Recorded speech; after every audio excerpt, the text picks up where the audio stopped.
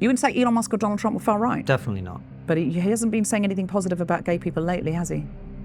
Has he said anything negative about gay people? We killed them. Yes. We committed a genocide. Why were we able to do that? My visceral reaction to a white man sitting and saying to me, and why were we able to commit genocide on them? And then just pausing. Yes. Is very visceral to me. It's interesting that you brought up my skin color because I thought that was the exact opposite of what the point you're trying to make in the book. You're very reductive. I thought you were a lot more intellectual than this. I think this is very revealing. So you're not reaching anyone who's listening to this conversation by doing that, is my point. So you don't know that. If you listen to what I was saying, it's actually perfectly logical and reasonable. It's quite controlling what you're doing now. Well, what you said was quite significant. Was it offensive? To me. It was quite, it's not that it was offensive, it scared me. Deborah Frances-White of the Guilty Feminist podcast. Welcome to Trigonometry. Thank you so much for having me. Well, this is a surprising meeting of the minds because I think it's fair to say that your podcast is one of the kind of arch pillars of progressive thought certainly in our space. And you reached out to us saying you have a book out, you want to come and talk to us. It's fair to say that we're not one of the pillars of the woke space in our space. So what are you doing here? Well, what a great question. My good friend Johan Hari told me I should come on your show. And I think, had it been with my book, The Guilty Feminist, I would have said probably not. This isn't the right space for it. But my new book is called 6 Conversations We're Scared to Have. And it's about how I feel about the landscape now. I feel like the political landscape now. I feel like progressive movements and people who are broadly on the left are fragmenting by constantly having, I would say, being obsessed with trivial pursuits. Small level slights, this use of language, that use of language. Meanwhile, there's this huge polarizing gap that is increasing every day. And we've seen this, in the last couple of months in America, and an extraordinary chasm has opened up between the left and the right. I feel like the far right, which is quite sinister, is really making gains. And so my book is about how to have conversations better, both with people on your side of the divide, but also reaching across the divide. So I can't really then say, oh, you think differently from me, I don't want to come and talk to you. That's exactly what I need to be doing. And I listened to your podcast, and I also felt like you guys were like reasonable, and I could have a good chat to you. What I'm not interested in doing is when you go on the BBC and they say, oh, you've got to talk to this person for balance, and there's somebody that is actually quite like, for me, someone who goes, I don't believe in climate change at all. I think feminists are bitches and witches. I'm like, well, it just would take too long in a 20-minute interview to get there. So what are we doing? And then I think we're just doing gladiatorial arena sports. So, but I want to talk to people who I think are intelligent, who think differently from me, because otherwise, what are we doing? Just sitting there congratulating ourselves in our little group. And ultimately, the reason I wrote this book is because when I was 14, my family joined the Jehovah's Witnesses, and the Jehovah's Witnesses are a cult. I say that because it's true. It is true. A useful definition of a cult is any group that won't let you leave with your dignity intact. And it's a shaming and shunning group. So if the elders come around and tell you, and the elders are just some men who nominate each other in the congregation, that they have regular jobs, they're not particularly trained or anything. And if they come around and tell you your skirt's too short or you've got an attitude problem, and you don't listen, you can be formally shunned. It means people will cross the road to avoid you, pretend they can't see you. It's a name, shame, shun religion. It's very patriarchal. It's run entirely by men. And I lived in that. I had to get out of it. And I lost all my friends. I couldn't speak to anybody I knew and loved for many years. And I had to start over again. And then I wasn't in a cult for a long time. And then in the last 10 years, I have been feeling like I am in a cult again. Because I think the world is now a series of interconnecting cults where we're all in our own little group. And in order to be part of this group, we have to say these things. repeat these things, if we have questions about these things or we think, I don't think that part of it's right, can I have a reasonable discussion about that? We're often going to be shouted down. And I see that on both sides of the political divide. I see that on the left and I see that on the right. Well, if you think that, you're with them then. And so that's why I wrote this book. That's a very good point. And I think right now, that is clearly happening on the right as well. Like I experience this on a daily basis. There's a whole bunch of narratives that people on the right in America have about Ukraine. And anytime I'm like, well, factually, actually, you're with them then. I see that a lot. And I think that's human behavior. What I found interesting is, and this is what I'd be keen to explore as part of this conversation, if you don't mind, is you said in the blurb for your book that you're not anti-woke. I don't think I would have. Did I say anti-woke? I don't think I would have used the word woke, but maybe I did. It says in the blurb of the book, but I guess I'm definitely not anti-woke. No. Yes. But what I was going to ask you is why is that? Why aren't you anti-woke? Well, I think, what does woke mean to you? That's my question. What back. all the very things that you said are the reason you wrote your book. The reason that people would say we're anti-woke, I'm certainly anti-woke, I have no issue describing it, is I'm anti you used this wrong phrase, you made fun of this thing that I don't like, you're not sufficiently inclusive of this blah, blah, blah, you're a man, you need to be quiet while other people talk, all of this stuff. I reject this entirely. I reject the identity politics of it. I reject the censorship aspect of it. I reject the obsession with victimhood, which I think is damaging and it's making people into victims. That's what I mean by woke, and that's what I'm against. So I think the reason I would describe myself as not anti-woke is because I think what a lot of people mean by woke, and it's a soup, it's a rich soup. Mm-hmm. So you can take out certain things and go, that's woke. But I think a lot of people see it and go, well, woke is, an idea about gender or an idea about feminism that I haven't fully explored. It just sounds new, or it just sounds, like something that I don't have any particular knowledge of or empathy for. So that goes in the woke basket because it's new. So to name something that, to pull something out of a hat off the top of my head, there's a lot of diverse casting now. Mm-hmm. So I see people getting very angry when they see a cast on television and there might be, a couple of brown and black people in the cast, and they say, well, they don't need to be there, or this is not historically accurate.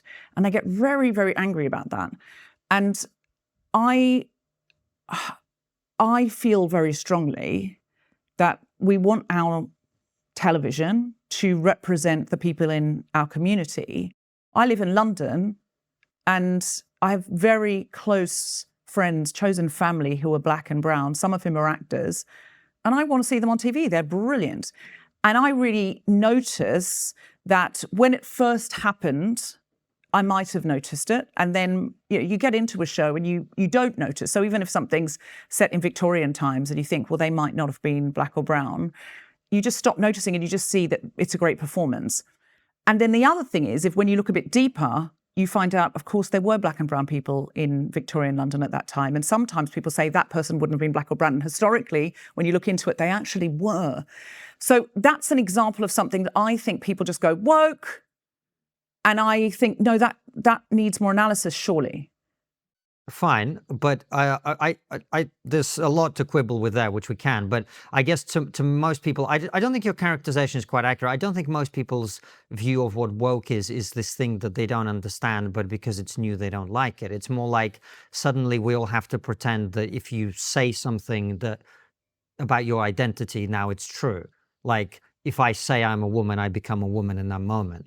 And a lot of people don't dislike that because it's new. A lot of people don't dislike that because they think it's factually inaccurate.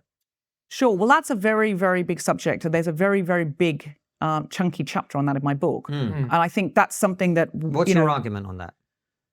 So what you just said there is if someone says they're a woman, you have to accept it. Is that... Yeah, but that's been the line. Trans women are women. Right. And if you say otherwise, you're a bigot. Okay, so what I'm arguing in my book is I am looking at the the historical fight for two other sorts of rights that has happened. And I say in the introduction, actually, this is a book of ideas. And I know a lot of people will go to this chapter first. It's called The Conversation About Gender Nonconformity. And I say, ideally read it in order because I'm building an argument. But if you do go here first, and if you are triggered, to use the name of your podcast, by this, if this is something that you feel very, very strongly about, whatever side of this, wherever in this kaleidoscope of this discussion you're coming from, please be aware this is some ideas in a book of ideas. This is not the first or last word. This is not a new doctrine that I'm delivering for a new cult. This is some ideas in a book of ideas. So this is a complex discussion. So anybody coming in and going, you're not a woman, that's the end of it. I don't need to hear anything more about that. Or anybody coming in and going, you're not allowed to ask any questions about sport, that's just the end of it. Both of those I would question. And I would say, this is a big, complicated topic. And in my book, this is a book of ideas. This is a book of ideas, and this is some ideas about gender nonconformity. So what are your ideas about it? So I want to bed that down there, okay? Okay. What I'm doing is, first of all, looking at how the brain works and why our brain is sort of a prediction machine. It's the autocomplete on your phone, really. It's always going through the world and it's looking for things that aren't as the brain would expect them to be. So if you got on a bus and the bus driver was dressed like a clown, you would double take. Now, there's no reason to suspect that clown is going to hurt you or that there's nothing pejorative about the bus driver being dressed like a clown, but you would notice. If you got on the bus driver was dressed as a bus driver, you probably wouldn't notice the bus driver at all. If you're in London where you get on buses and you don't say anything to the bus driver, there's so many people. And someone said later, who was the bus driver?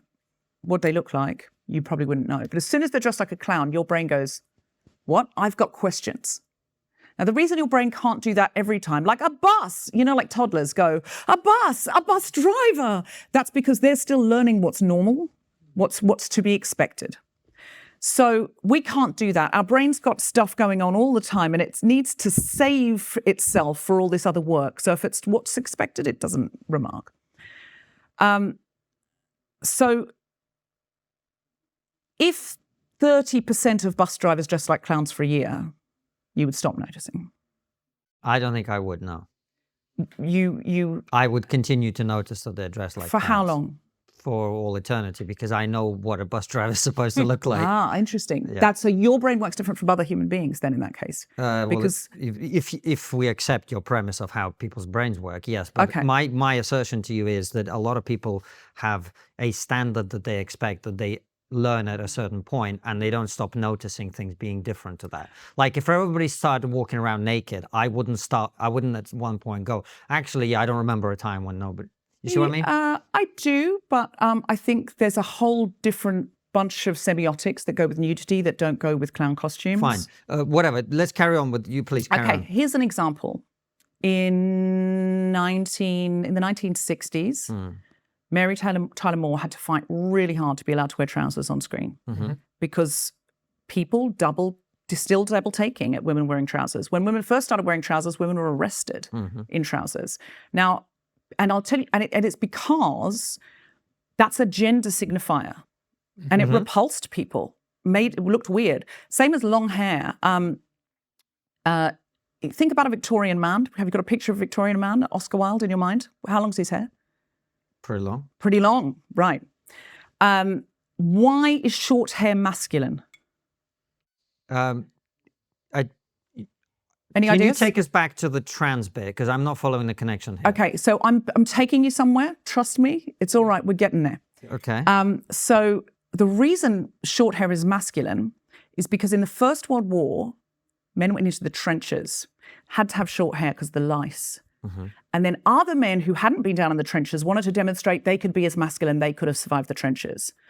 By the 1960s, hair like Oscar Wilde's, long Victorian hair, was so femme that when men walked down the street with that longer hair that came in the 60s, other men would shout, "Oh, give us your handbag, love," and sort of sexist heckles.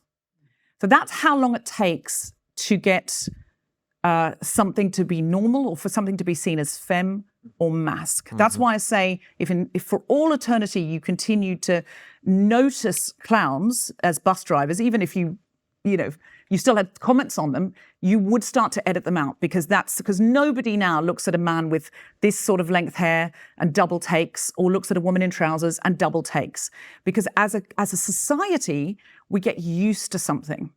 So anything that's outside the norm, what happens is we notice it, and each generation has those alarm alerts, which is this could be dangerous because it's different. Mm-hmm.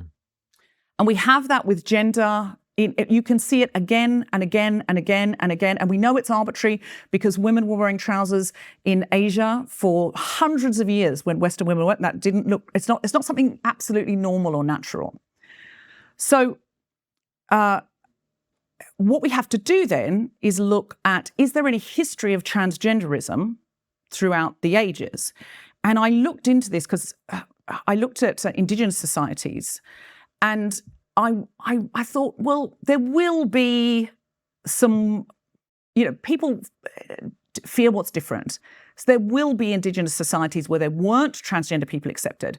And I looked and I looked and I looked and I could not find any. It was completely normal in most societies for this to be not a binary thing, for it not to be male and female, but for it to be more like a scale. So if you walk past a building and, a bar, and someone says, "Is it loud in there?" you understand that that person is saying, yes, it is loud in there, but they mean loud for them, because there's loud and there's soft, there's high and there's low, there's young and there's old. We're all old to someone and we're all young to someone, right? We're all old to a 7-year-old. We're all young to an 80-year-old, right? So there's very few things where we go, it's this or it's that. You might have heard of the American Two-Spirit people, and a Native American Two-Spirit. You guys heard of that? Yeah. That was created like around in the 90s at a conference, an LGBTQ plus conference, when Indigenous people, Native American people were like, we have to explain it to the Westerners because they keep using, it was like a sort of slur for Indigenous queer people that was often used. And they said, right, they see it as this and that. So let's say we're two. So whenever you hear that third gender in Indigenous spaces, it's not really, that's done through a Western framework of two and therefore a third. But if you talk to people in Indigenous cultures, it's like it's not a third for us because it's more like a piano scale. So if that is in Indigenous cultures, it seems unlikely that there are no people in the West who also fit somewhere up and down this gender scale. And I think what's happened in the West is the legal framework is you've got to say you're male or you've got to say you're female, and that's it. So if I have to be in one of these boxes in order to get any rights, this is the one I belong in, because that's the one that feels more like me. But if you take it back to its kind of human roots, we're so obsessed with our own frameworks that we really do think there's no truth outside them. But one of the lenses I'm looking at this through is I'm adopted. I was given away at birth. In any other time before now, I would have been an orphan. Oliver Twist had one living parent. It doesn't necessarily mean both your parents are dead. It means no one in your family can or will look after you. And orphan rights is a fantastic, something I've written about in the book. If you look at orphan rights, it's absolutely fascinating. Orphans were massive scapegoats in Victorian times. If you adopt one, it will infect your children with immorality. They're not a natural child. Their mothers were immoral and poor, and they will be too. And so if you were lucky enough to be adopted in Victorian times, you were Jane Eyre. So you had to say Mr. and Mrs. Reed. You didn't call them mum and dad. And so if I had been adopted even some decades earlier, I couldn't have said mum and dad, and I wouldn't have thought of my brother and sister as my brother and sister. I would have been constantly told I was a charity case, I was a waif, I was a stray, I was a bastard, I was an orphan. And my parents would have been my guardians and I would have been their ward legally. And if my mum and dad had gone around saying to people, this is our daughter, and people had found out I was adopted, they would have thought they were fantasists or liars, because you can't argue with biology. Now, at some point, society just decided that because orphans had such terrible low self-esteem, and 70% of the criminal population in the UK in Victorian times were orphans, and because of stories like Jane Eyre and Oliver Twist, social activism and all that, just decided that children like me should be fully endorsed. And so we did argue with biology, and we won. And that is why I have self-esteem and have had a good education and feel completely endorsed by society. And I didn't even realize I was an orphan until I found my biological mother and found out that from that time, some of newborn babies of my generation went to orphanages. And I cried for like 48 hours because I was just like, I'm an orphan. And I could have gone to an orphanage from birth. And children who are in orphanages from birth have massive issues, as you can imagine, because they don't have that attachment. And that made me feel really, really, really sad and really like, oh, I would be a totally different person. And then you can parallel that with gay rights. If you look at the history of gay rights, in the 60s, many gay men were broken. Mm-hmm. You watch something like The Boys in the Band, which is a play and it's been made into a movie about gay men in the 60s in New York, and how miserable they were and how much self-loathing there was and how they kind of went for each other because there were two options. One was be in the closet, be married, come and get handjobs under the bridge. The other was be out and be giving the handjobs under the bridge. And that was it. And so the misery those men lived with and the suicide rate and the mental health breakdowns, and we've seen what's happened since we've endorsed and legalized and for gay men who now live in our society freely, and women, but it's easy to see with gay men because of criminalization and decriminalization. And so your and my gay friends now will be, running the PTA and, living their lives on the outside and being their full selves and not living in depression and marginalization. This doesn't mean there's no homophobia, but it means the legalization and the endorsing of language has functionally changed who is capable of being productive, happy, whole members of society. And that's great for society as well as the individuals. So I'm looking at trans rights from both of those avenues and saying, what would happen if we realized that our model is not the only model? There is absolute precedence for human beings to be fluid in gender and for them to be gender non-conforming. Just as much with orphans, Indigenous societies don't have the concept of orphan because the whole community will look after you and your aunt is also your mum type feel. And so it's a Western framework that delivers us orphans. Yeah, do you see what I mean? I see what you mean, but I don't agree. And the reason is that I'm not a Western person by birth, and Francis has experiences of outside. And the idea that male and female are Western categories is just not. It's not true. In fact, I would. Not just Western, but you see what I mean about Indigenous societies. Yes, but Indigenous societies are like 0.0001% of the entire population of human beings on the planet. And the more east you go, the more the traditional societies are, and the more the male and female rigidity is enforced, actually. The West is actually pretty loose about them. The other thing that I don't understand about the argument is that it sounds to me like we're confusing gender non-conformity. In other words, a feminine man or a man who doesn't comply with the stereotypes of what we expect of a man, and a woman who doesn't comply and wears trousers or whatever, with claiming that you are the opposite sex. These are completely separate things. And the third thing is, and we've obviously had a lot of people on the show to talk about this, the gay rights model doesn't work very well as a comparison, not least because it's actually gay people that are at the forefront of opposing trans ideology and say, if I had been alive today as a young person, people would have told me I'm trans, even though I'm gay, or even though I'm autistic, or even though I'm this. And the fourth difference is that decriminalizing homosexuality was about preventing the ill treatment of gay people. When we're talking about transgenderism, the way that we've been talking about it in our societies until recently, until West Streeting banned puberty blockers, is that because we have this ideology of compassion for people who may feel differently, we then would prescribe very significant medical treatments to young children who are not actually capable of making rational decisions about their long-term future. So for all of those reasons, I don't really see the argument that you're making.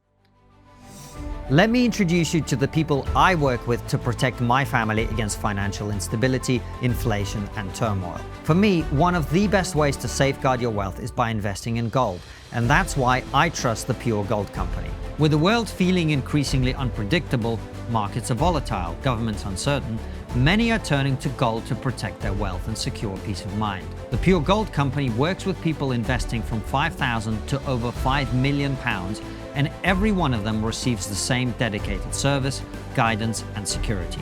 Here's a smart tip. If you buy UK minted gold coins like sovereigns, as I have done, you won't pay VAT when you buy them or capital gains tax when you sell. All the profit is yours to keep. And the best part, gold is a completely private investment. It's outside the banking system, so it can't be manipulated by governments or anyone else. Unlike digital assets, it's yours in the truest sense. The Pure Gold Company is trusted by first-time investors and seasoned professionals alike. What I really appreciate about them is their knowledgeable, pressure-free approach. They explain everything clearly so you feel confident about your decisions, and they never push you to buy. Whether you're looking to diversify your investments, protect your savings, or just gain the security of owning a real physical asset, we highly recommend the Pure Gold Company. Click the link in the description or go to pure-gold.co/trigger to get your free copy of their investor guide. Don't wait until the next financial crisis hits. It's not a question of if, but when. That's pure-gold.co/trigger. Take control of your financial future today. I think you can see the argument that I'm making. You don't agree with the argument I'm making, but you've made 4 points there, so I need to take them one by one. What was the first one? So the first, well, I don't remember the order in which I made them. I think the first one was that in the idea that the male-female binary is a Western concept is just not factually accurate. Okay, so stop there. Yeah. I'm talking about indigenous people who lived all over the world. Yeah. Until we had. So when you say the trouble with saying it's not Western is colonization did bring a lot of more fixed ideas. So I'm from hold on a second. Sorry, no, I'm not going to let that pass.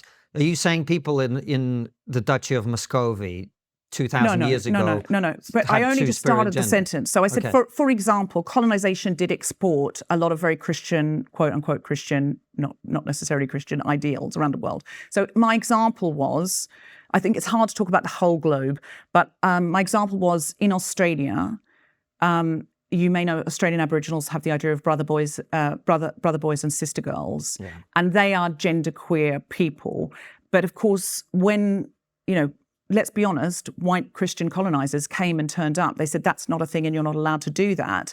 And said that that's wrong, and there was a lot of shaming that's gone on. Now, that obviously has infiltrated into the Aboriginal population now. There's still brother boys and there's still sister girls, but there's a lot of homophobia in the Aboriginal population that didn't exist before it was imposed. But you're not addressing my argument. My argument is not that there aren't Indigenous communities where these practices exist. My argument is that is by far and away a tiny minority of the global population of humans. I don't really understand how that matters, though, because it's still the archaic way people behave. If 99% of people do something and 0.1% of people do something different. Do you know why Indigenous populations are so small, though? Isn't it?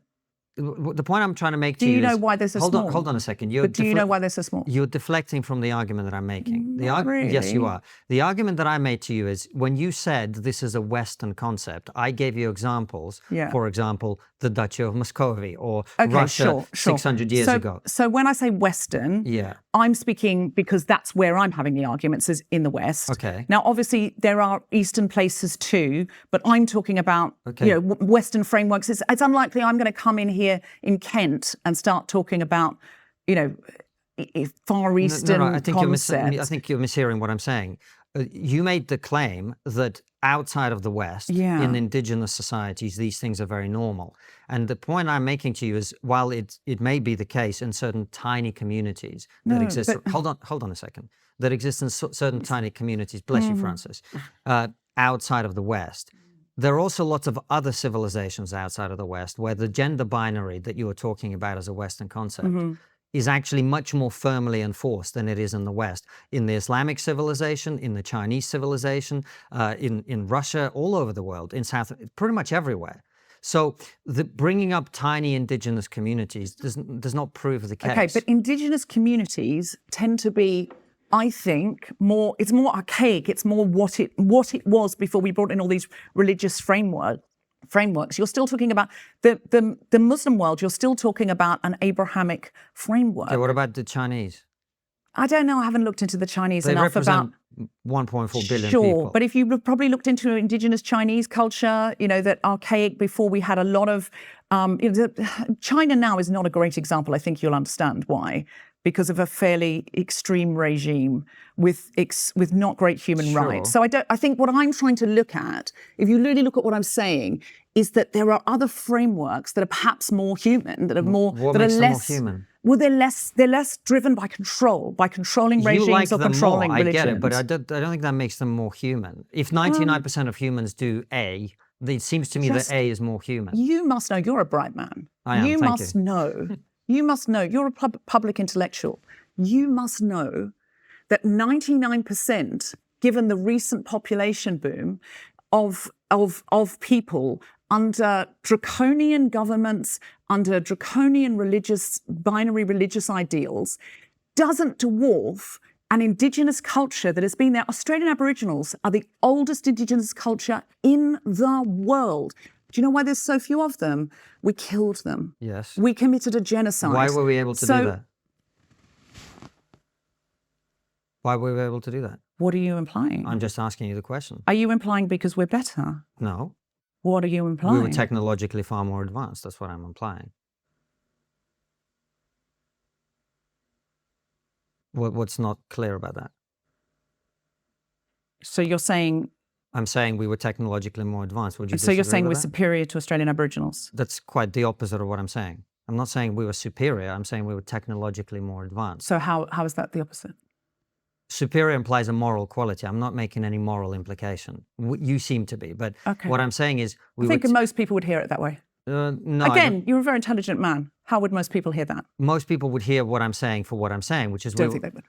As somebody who my mother's South America, and I have indigenous heritage. I don't see it that way. A lot of my grandmother's ancestors were wiped out by the conquistadors, whether it's by they came in, executed them, or it was disease brought in by conquistadors. Yeah. So I don't interpret it that way, if I'm being honest. So what's the point of this question The then? point of this question is... Is because we came in with our better gendered binaries, No, sorry. and therefore we were Deborah, able to this kill is going to them. work a lot better if you just hear the point I'm making instead of I getting... really cannot understand what it could possibly be other than we are better. well, let me explain it to you what it could Please. possibly be. And What's it got to do with the gender binary? your argument, we're just talking about the argument, and you seem to get quite heated about this, which is completely unnecessary. You think it's necessary? I'm a bit stunned by what you're implying. No, you're acting in a kind of passive-aggressive way, which indicates that you're not I happy about... genuinely am being 100% authentic. My visceral reaction Yeah. to a white man sitting and saying to me, and why were we able to commit genocide on them? And then just pausing Yes. is very visceral Well, to me. well, let's go back. First of all, it's interesting that you brought up my skin color because I thought that was the exact opposite of the point you're trying to make in the book. But anyway, let's come back to the argument. You haven't read my book, so you wouldn't know what the point is. You said that the point of your book is it's all about you can't say this as a this person and whatever. But anyway, it doesn't matter. You're very reductive. I thought you were a lot more intellectual than this. I think this is very revealing, but let's come back to the argument. The argument you were making was that the Aboriginal society and other indigenous societies, as you call them, were more human because whatever reason, and they were therefore models for emulation for us. I don't think I said more human. I You said there did is say more something human. fundamentally You said more human. Yeah. about there's something fundamentally of how humans are before there's a whole heap of religious imposition and a whole heap of totalitarian imposition. That's what I'm saying. I think we can learn a lot from indigenous societies.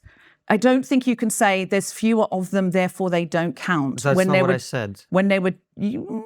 I didn't say they don't count. What I said is if 99% of a population, if 99% of pandas eat bamboo shoots, it's fair to say that eating bamboo shoots is the standard panda behavior. It's the more panda behavior than the 1% or the 0.1% they Okay. eat dog turds for a living. Okay, so what about if pandas had been in an artificial environment for a long time and couldn't get bamboo shoots, and we're eating something else. But I could show you that pandas originally, and some pandas for thousands of years, the oldest pandas in the world live in Australia, and those pandas still eat bamboo shoots and always have done.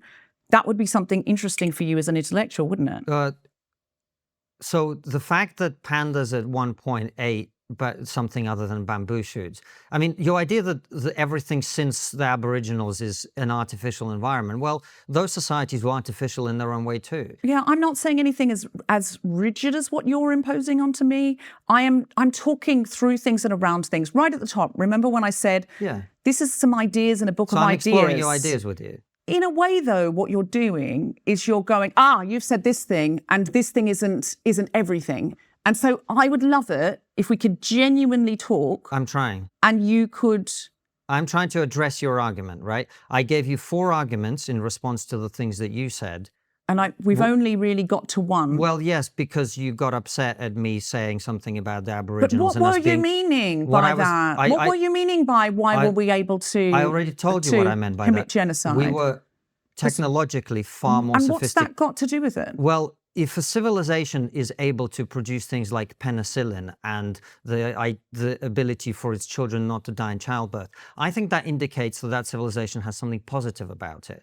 The fact that the Western civilization has created the incredible material benefits and also other benefits of every kind that we now enjoy says something about the utility of that civilization and that worldview, which is that it is very good for human beings, which is one of the reasons that millions of people travel, many of them risking their lives, from other parts of the world to our societies today. Okay, so Aboriginals didn't need penicillin because they didn't have any of the diseases.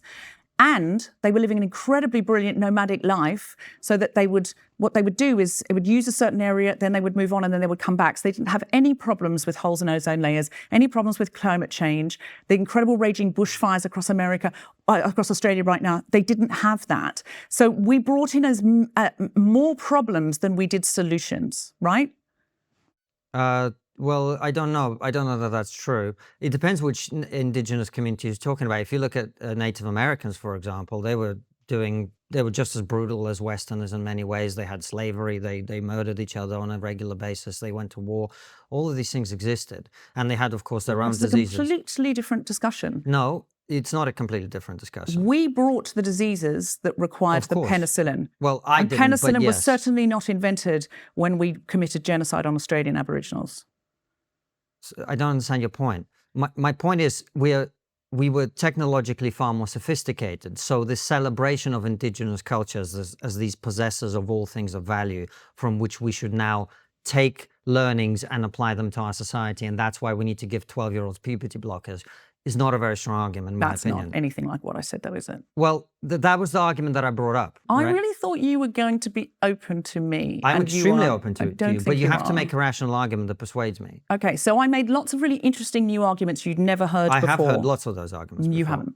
You haven't heard. You haven't heard how about would you know which arguments I've heard? Because I live in this world, and the adoption argument is I'm the first one making it. I am. I don't know. That argument is not one I've ever heard, and it was interesting, but that wasn't the argument that I responded to. Mm-hmm. I remember I responded to your argument about native indigenous people having some kind of great wisdom that we should learn from. That was the argument we were talking about. But they do. Hold on a second. You believe that? I don't. do. That's fine. I don't. But look at if you go to Peru, it's the indigenous people who are looking after the Amazon and who are defending it from just huge swathes of it being destroyed. Sure. With all that they can. Yeah. I should actually take back what I said in that I don't think we have nothing to learn from them. But I think the implication that because they're indigenous, we should learn for everything. But I am suggesting this is something we could learn. It is not. I'm saying it's not the only framework. The only framework isn't women, men. It's not the only framework. So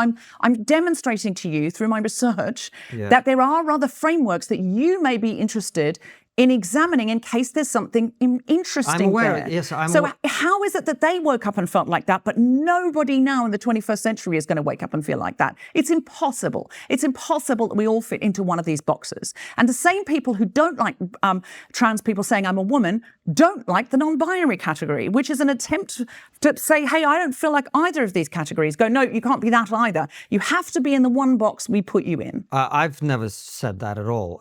You may not have. Right. But But we're having the conversation with me, so let's just stick with that. The second argument I made was about... You're unbelievable. Like, what? In what way? You literally started by saying, why am I not woke? And I said, because these are the kinds of things that people who say I'm anti-woke say.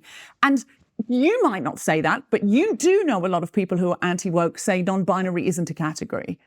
They do. Yes, definitely. So I am suggesting that it is not possible that Indigenous cultures that have survived to this day, Aboriginals being the oldest in the whole of the history of the planet, have people within it who have a tradition of gender fluidity, but nobody feels gender fluid today, or nobody feels gender non-conforming today. Of course, some people feel gender non-conforming. What are they meant to do? Of course, and if you remember at the very beginning, I said that there is some confusion, I think, in our discussion here between people who don't fit into the stereotype of what a man should be and the stereotype of what a woman should be, and someone who claims to be the opposite sex. That's, I think, quite an important distinction. But I don't see it as the opposite sex. I don't think there's opposites. I think it is far more fluid than that.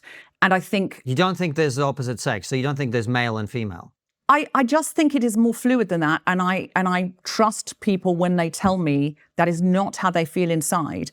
And much like the idea of an orphan, which again did not exist in the Indigenous cultures I've researched, that wasn't really a thing. It wasn't something you could identify as.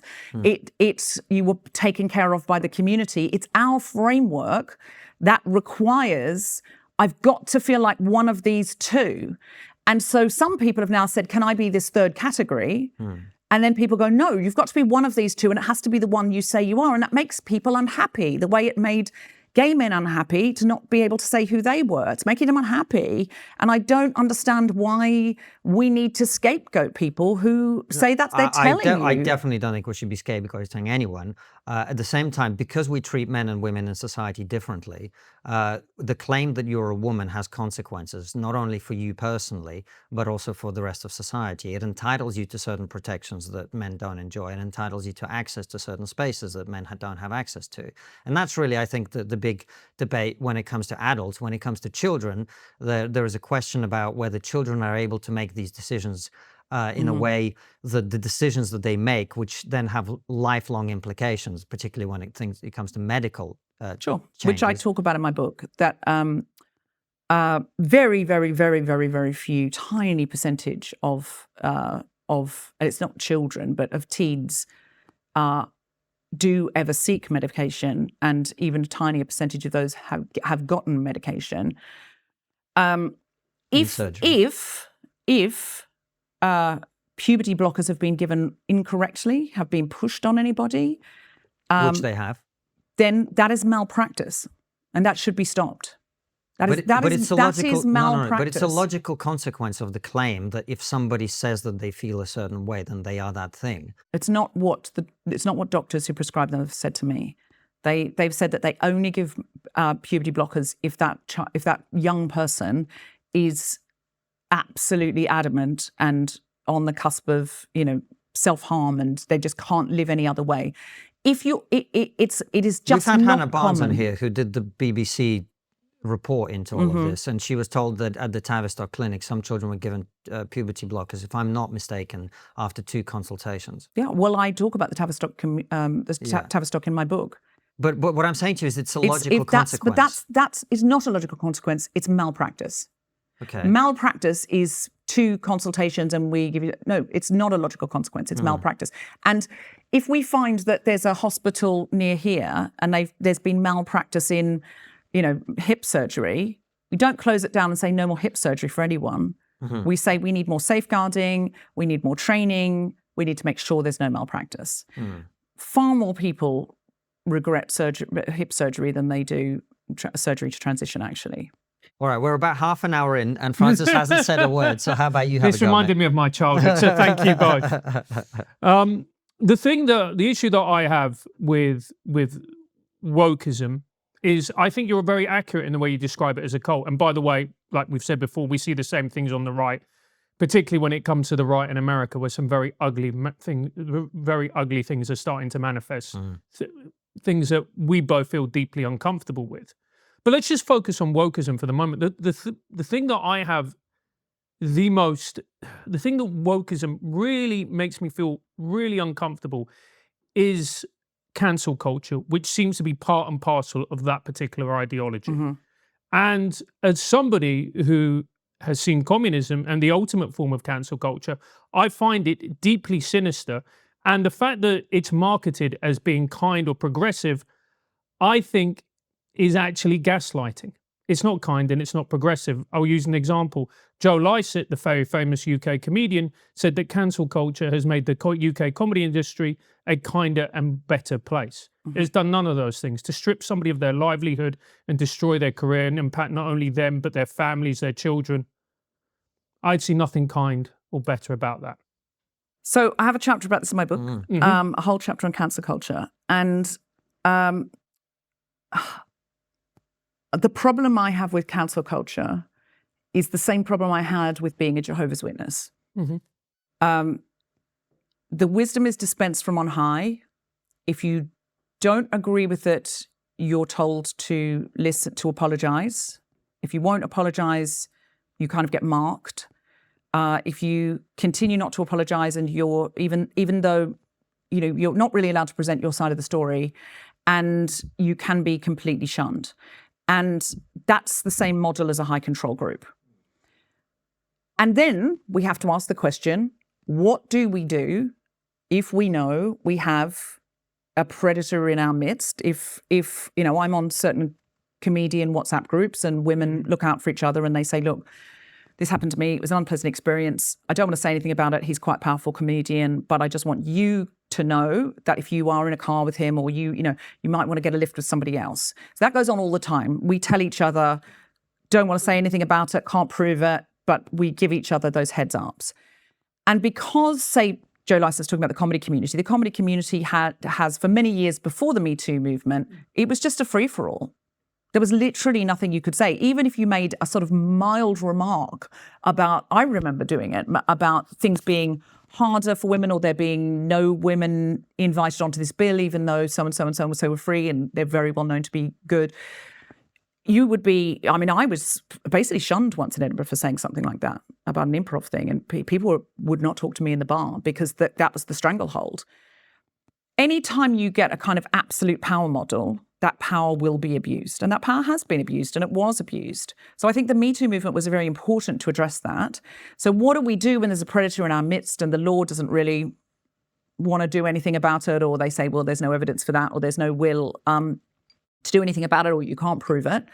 What do we do? And so that's what that chapter is analysing.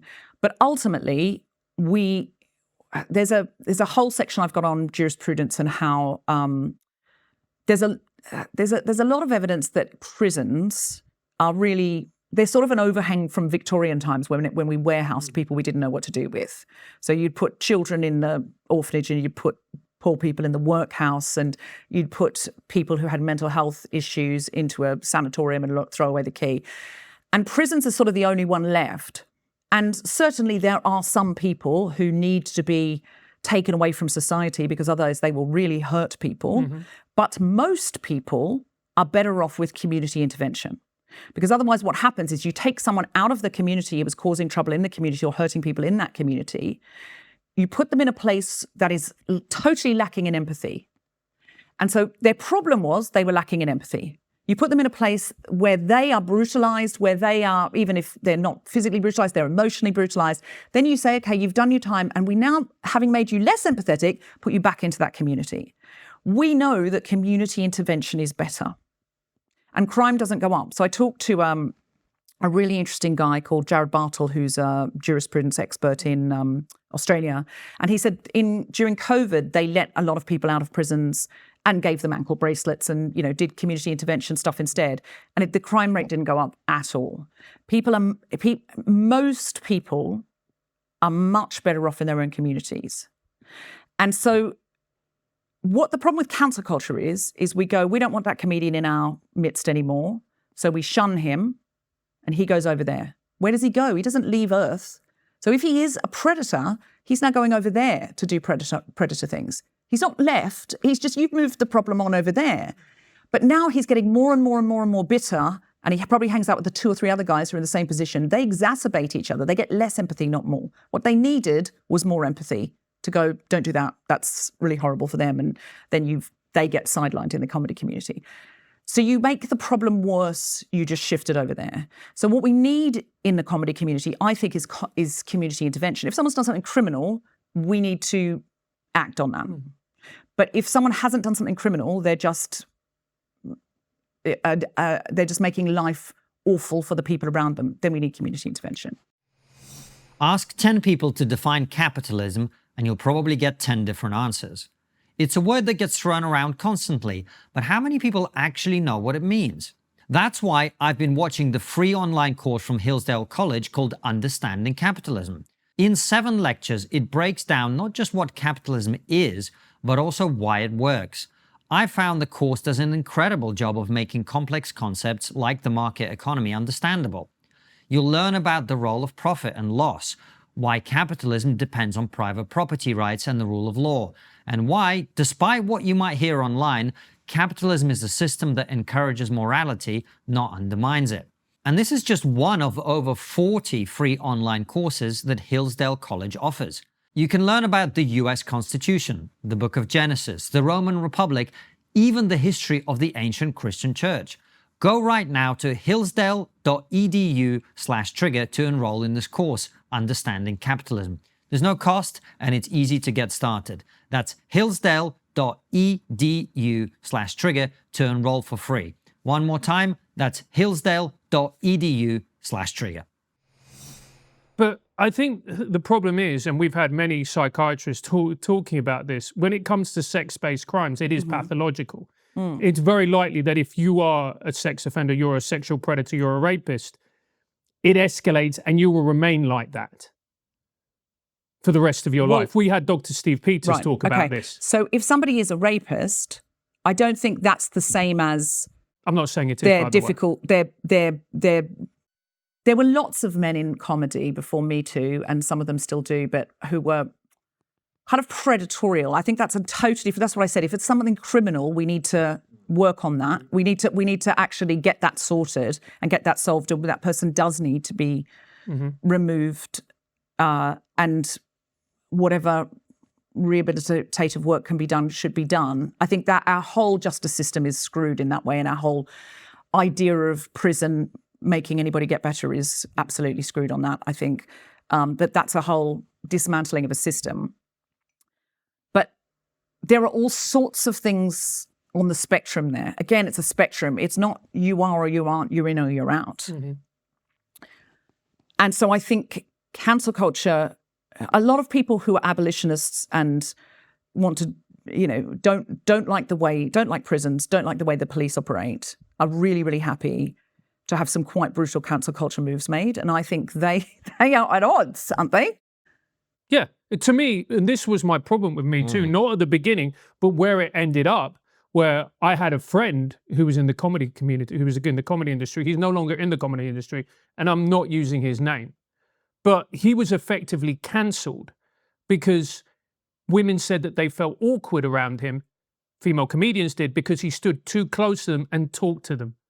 He had autism. That's what he did to everybody. That's what he did to me. And this entire campaign was then started. His reputation was destroyed. He nearly had a breakdown. He nearly lost his job because he's socially awkward. Well, if that's the case, that's terrible. Like I don't know the details of that case or what else women were saying. So I don't want to. No, I don't want to overly. You can't say his name, and I don't know the details. But if that's the case, that's terrible. And so the thing is, I am a progressive person who's known to be a public feminist. Yeah.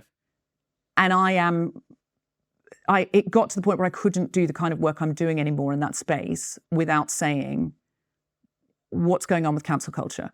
Because at the beginning of Me Too, it was really righting historical wrongs and drawing attention to something and shining a light. Agreed. But like anything, any tool in the world can be used as a weapon and will be used as a weapon. That's how human beings are. So someone can have a, great tool to get the weeds out of the garden or plant tomatoes or whatever, but that can be used as a weapon. And Me Too is an incredible tool that has been used for great things. Otherwise, Harvey Weinstein would still be out just destroying careers and sexually assaulting people. But like any tool, it can be used as a weapon. And if we don't want the baby to be thrown out with the bathwater, we are going to have to let the baby grow up. I agree. And then also there was this, and it's still happening now. Let's take the case of Alfie Brown. Do you remember that case of Alfie Brown? So I'll explain to you what happened to Alfie, and then we can discuss it. And I'm going to be factual. Alfie was doing a preview at a comedy club of his show. He did a number of jokes, basically jibes, very funny actually jokes about Corbyn, the Corbynista government, insinuating that he was anti-Semitic. It then went on to Twitter. There was a back and forth on Twitter. People then started to dig up old interviews of Alfie in podcasts. They also, an old routine was dug up, where the premise of the routine was that if you wanted to have a good slur, you needed a hard consonant. A good racial slur, you needed a hard consonant. That's why all the racial slurs had hard consonants in them. And he just went through all of them. And he said, and that is why all slurs have hard consonants. Mm. He didn't execute it particularly well. This was a routine that was over 8 years old. It was then dug up, and it was then used to prove that he was a racist. And then it was then used to cancel him. His shows got pulled, lost opportunities, blah, blah, blah. I have a real issue with that. And people claiming that they were offended, and that's the reason. As somebody who has been called many of those slurs, as someone who looks Jewish, I get more than my fair share of anti-Semitism online. And as someone with a Latin American background, I also get that as well online. Twitter, X, whatever you want to call it. Social media is a cesspool, as we all know. And I have a real issue with that.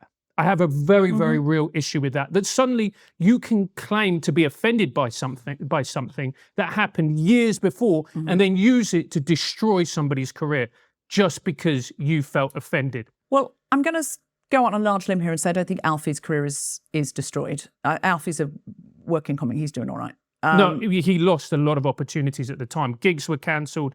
Sure, I'm sure it was unpleasant, but I don't think it's in the realm of. It's not in the realm of a Louis C.K. who is also back and has won a Grammy. So I think that's the other thing we do need to contextualise. That's an unfair comparison because Alfie did nothing wrong and Louis C.K. did do something wrong. But that's what I'm saying. It's a spectrum. So let's talk about it as a spectrum. It's not a kind of black and white. I think if people are going to go back in time and dig stuff up and with an agenda. It's because they know what they're doing, and that's a decision they're making, and that is a part of modern life. That it's unpleasant.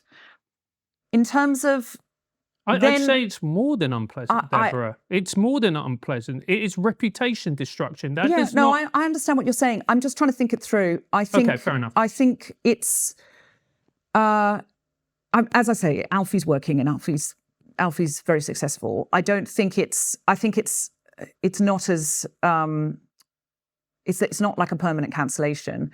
But I also think, so I have a chapter in the book called Freedom of Speech in Comedy. And one thing that I say in that, because I think people always, sometimes the BBC will ring me up and say they can't, Baby It's Cold Outside is being banned on the radio. And we want you as a feminist to say that that's a good thing, basically, is what they're saying. And I'm like, I'm not going to. Like, what? Why do you think they want me to be Mary Whitehouse? And I'm like, I'm a Gen X comedian. I'm not in for banning stuff. It's just not who I am. But they misunderstand. They see feminist and they go, you'll want to ban Baby It's Cold Outside. I won't want to ban Baby It's Cold Outside. And when you look into it, it's not being banned. It was the Me Too era where they were like, let's curate something else this year. Let's just do Jingle Bell Rock instead. It's probably a little tone deaf at this particular time in history, is all that's going on. But I don't want to ban stuff. I don't want to dig stuff up on people. I also find it slightly disturbing when I see, but this guy's going to be booked on SNL, but 10 years ago he did this tweet that was clearly an edgelord joke, but I don't think that man is genuinely gets up every morning and is motivated by racism. So it's an area where I go, I feel like it feels like a really unpleasant part of modern life that people are online trying to be private detectives to try and destroy you over this because I really want to get you for that. And I don't like it. I don't endorse it. I also think some comics say stuff that they don't really understand or care how what they're saying might land, as every tool is a weapon, right? So a joke can be a tool, can also be used as a weapon. So I would say Jimmy Carr's joke. Did you see that big thing about Jimmy Carr? So in his big Netflix special, Yeah, there's been a few. In his Netflix special, it's called His Dark Material, and specifically it's about being able to do dark material, about edgy stuff. That's what it is. And he really contextualized it. He goes, "This is the joke that's going to end my career." And I break down the whole joke in the book, but he goes, he's like, in the Holocaust, and he looks to camera like, yeah, I'm going to go there in the Holocaust. And he says, people always talk about 6 million Jews being killed, but they rarely talk about I can't remember what it is, but the hundreds of thousands or millions of gypsies that were killed. And then there's a gap, and then he goes, because no one ever wants to talk about the positives. When people talk about the Holocaust, they talk about the tragedy and horror of 6 million Jewish lives being lost to the Nazi war machine. But they never mention the thousands of gypsies that were killed by the Nazis. No one ever wants to talk about that because no one ever wants to talk about the positives. Right? And then he tries to explain why that joke is very clever, very funny, why it's educational, and why it's so good. And of course, it caused a huge furore. And even the comedians that kind of stood up for Jimmy on a basic, Jimmy's my mate sort of basis, no one really stood up for the joke. Because the joke is not funny enough. It's not to be worth that level of nastiness when Amnesty International have said that Romani people, traveling people who Jimmy calls gypsies, and some people own that term and some people don't, so I won't, Amnesty says Romani people are the most disenfranchised, the most overly criminalized population in this country. They have the least protections. They don't have famous people standing up for them and they don't have representation. Now, that joke, we know, will no doubt be used in the playground against a kid because Jimmy said it. The audience has laughed because it's edgy. And they've laughed in shock. They can't believe Jimmy said that. That's where the laugh's coming from, and that's where Jimmy wants the laugh to be coming from. Jimmy doesn't want to hurt Romani people. Jimmy doesn't care about that. It just doesn't. That's not what he's doing. He's doing a shock joke, and that's his joy, and that's his bliss, and that's what he wants to do. But what I'm asking is, I don't want anything banned, but I want comedians and I want broadcasters to ask about what they're curating, and to, again, like I say to the Me Too movement, if you're not going to throw the baby out with the bathwater, let it grow up, because that will be used as a grenade for sure in the playground against, Romani kids that are there. It's like, oh, no one ever wants to talk about the positives. And then the teacher comes along, they go, I was just saying what Jimmy Carr said. And if multi-millionaire Jimmy Carr in his Armani suit, standing on stage at the Hammersmith Apollo with a multi-million-dollar Netflix special can say it, why can't this kid? So and that kid may come from a community where he hears a lot of racism about Romani people, right? So I'm not saying ban anything, but I'm just saying think about what we're saying, because yes, we should be free in comedy to go wherever we want. That's the art form, blah, blah, blah, blah, blah. But we're also free to drive a car. But we also understand there are rules and also conventions about not driving like an asshole. If it's going to really inconvenience or hurt somebody else. We know that. That's understandable. A lot of comedians are better people driving to the gig than they are at the gig. And that just makes me go, I wonder why you're doing that. I wonder why you're not choosing to be as funny about something else that isn't going to probably have a real world knock-on effect. So I would say to Alfie, and I bet you anything, Alfie would go, that joke wasn't good enough, and I don't know why I did it, and I was experimenting with being edgy. I doubt Alfie would stand behind the joke or is still doing the joke about all the slurs and No, aren't it they was from hilarious? 8 years ago. He no longer does that. Exactly. When he was a younger man. And this is incredibly pertinent to the argument at a different time societally. Absolutely. This is going to sound weird coming from me, but I think you on the most of it, you're actually agreeing. So me playing peacemaker here is strange. But I think actually what I'm hearing from Deborah is you agree cancelling people is a bad idea. But what this is something Francis and I have said from day one, which is I think cancel culture, first of all, it's a human thing anyway, but also it emerges from the gap between what we can prosecute legally and what we know is wrong and immoral behavior that can't be punished through the legal system. The legal system does not cover all forms of bad behavior, effectively, right? And so it was an attempt to deal with things that were sitting under the surface that couldn't be dealt with through the criminal justice system. And sometimes just aren't. Like let's be incredibly honest about the rate, the conviction is so low. Most people most women won't report a rape because they just know their lives are going to be destroyed and they will not get any satisfaction. That's what Prima Facie, the play, was about. It's just so rare. So yes, there will be men, for example, in the comedy community who are, criminals, but there's nothing we can do about it because they're not going to be convicted, or we can't prove it in a way that, the court expects us to. And actually everyone also in the British judicial system now has to watch Prima Facie before they do a trial to understand, that is policy, to understand how difficult it is for someone to come forward, and then how difficult it is to go through that, and how unlikely it is that they'll ever get any justice. So, we are dealing with an incredibly broad spectrum and this is the problem with it really, we all know that man has been accused of a number of women, but nothing is done, nothing continues to be done. And somebody made a really quite nasty, tasteless joke, but it was 8 years ago. He doesn't stand behind it. He'd like to get it taken off the internet. He's happy to apologize for it. And someone's dug it up because they've got a different beef with him now. Yeah. And can we see the kind of the spectrum that we're playing in? Yeah. And this is why I think we just need more nuance. And in all of these things, I just think we need more discussion, because it's not either or and it's not this or that. It's crunchy stuff that we want to think it all through. We want to really sit with it and go, what kind of society do we want to be?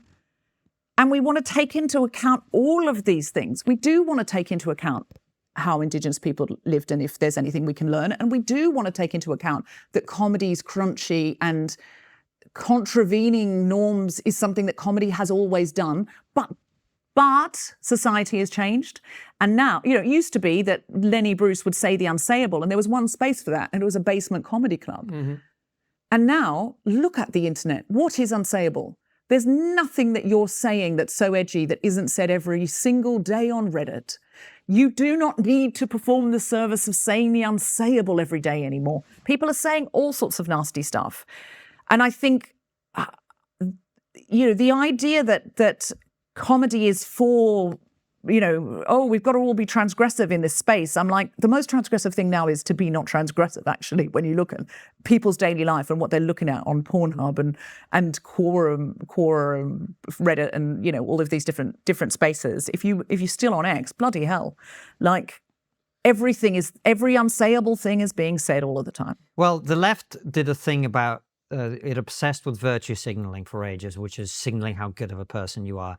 What's happening on the right now is there's an obsession with vice signaling, which is the more transgressive the thing you say, the cooler you are. And so people are starting to say all this moronic stuff, not even often because they believe it or anything else, not even if it's funny or not. They're just saying it because it's transgressive, and that's the only purpose of it, which is obviously totally pointless and a giant waste. And it's made a lot of social media, which I actually always enjoyed. There's always been robust debate and all of this stuff, and I never mind people having a go at me and whatever. But I think it's just made the whole environment very first, the worst thing about it is made it very inauthentic. It's made it very inauthentic in that you're not actually talking to human beings. You're just talking to people who are trying to say something like that. But anyway, we've talked about 2 of the 6 conversations. We talked about trans as much as we could, and we talked about cancel culture. What else have we not covered?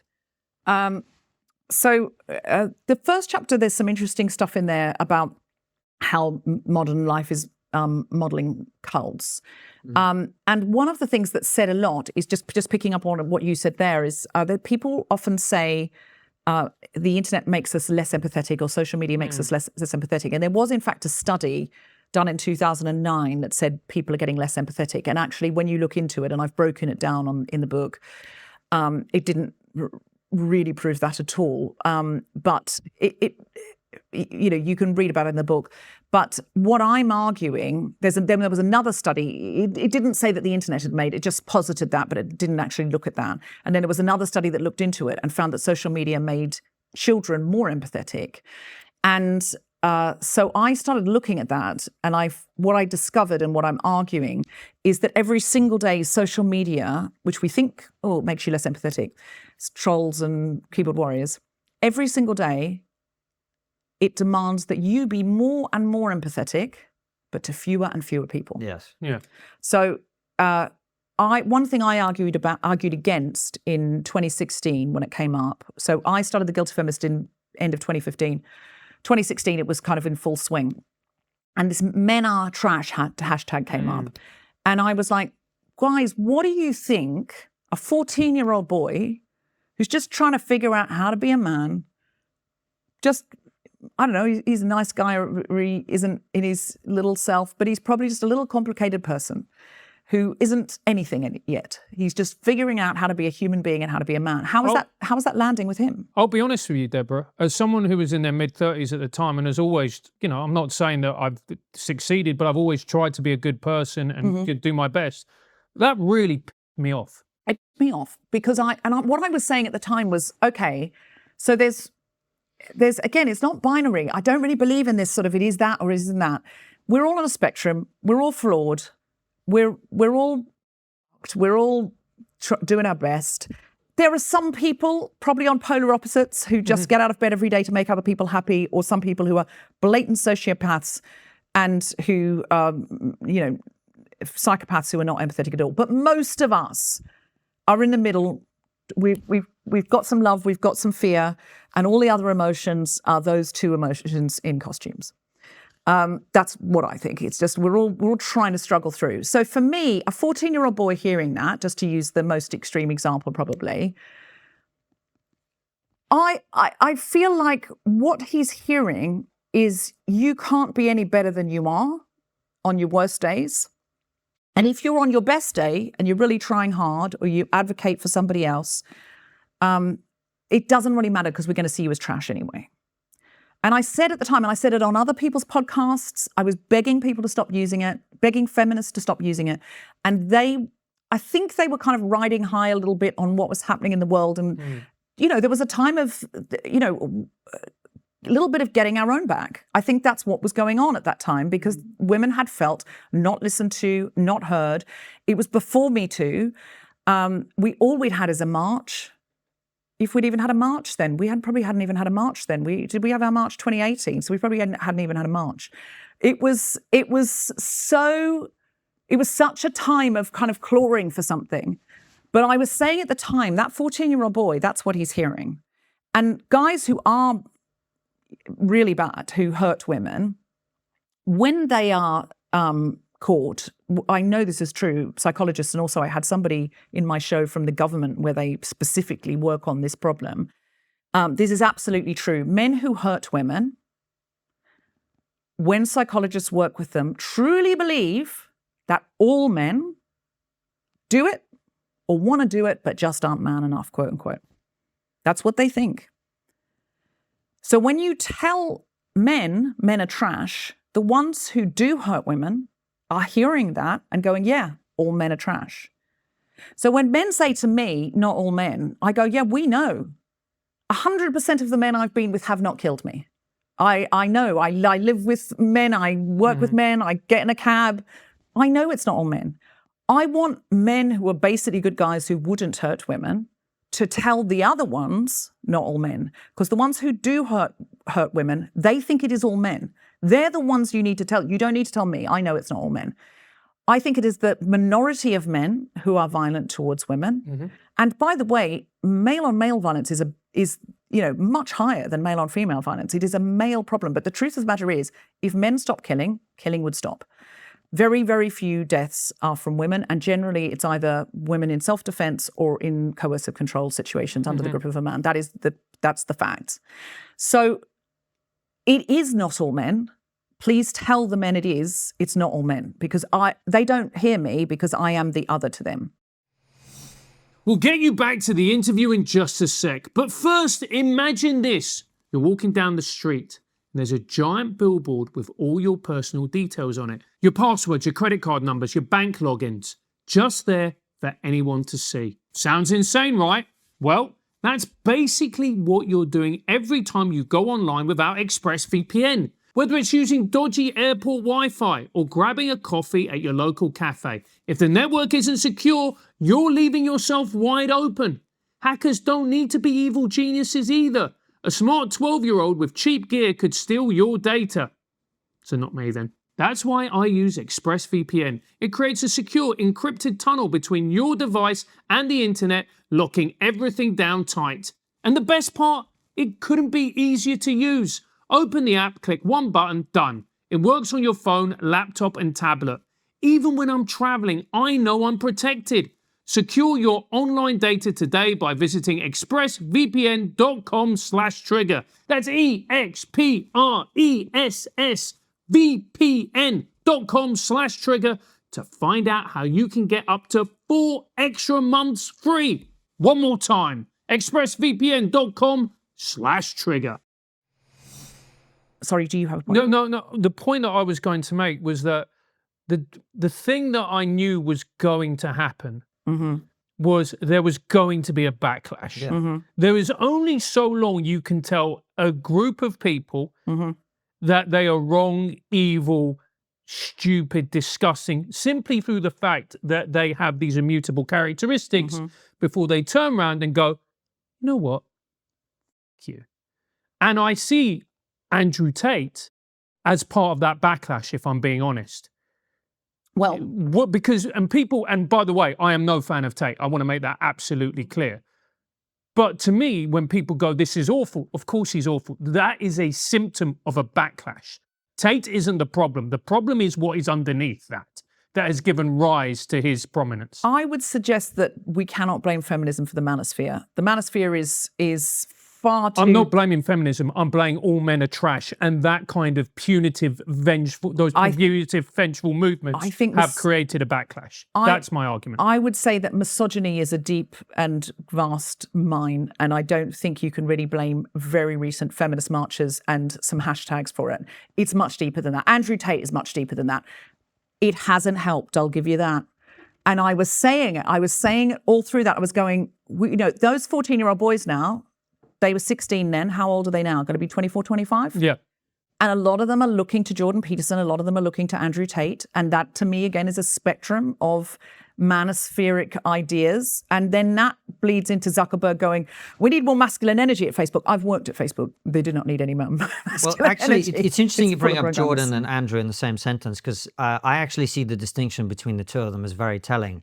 Jordan Peterson was a male role model for men of our generation, some men of our generation, a very constructive figure who told them how to be better, and taught them certain values and importance of, there's a clip where we had somebody on our team who had a baby recently, and I sent him a video of Jordan's talking about the most important thing when your child is born is to look after your wife.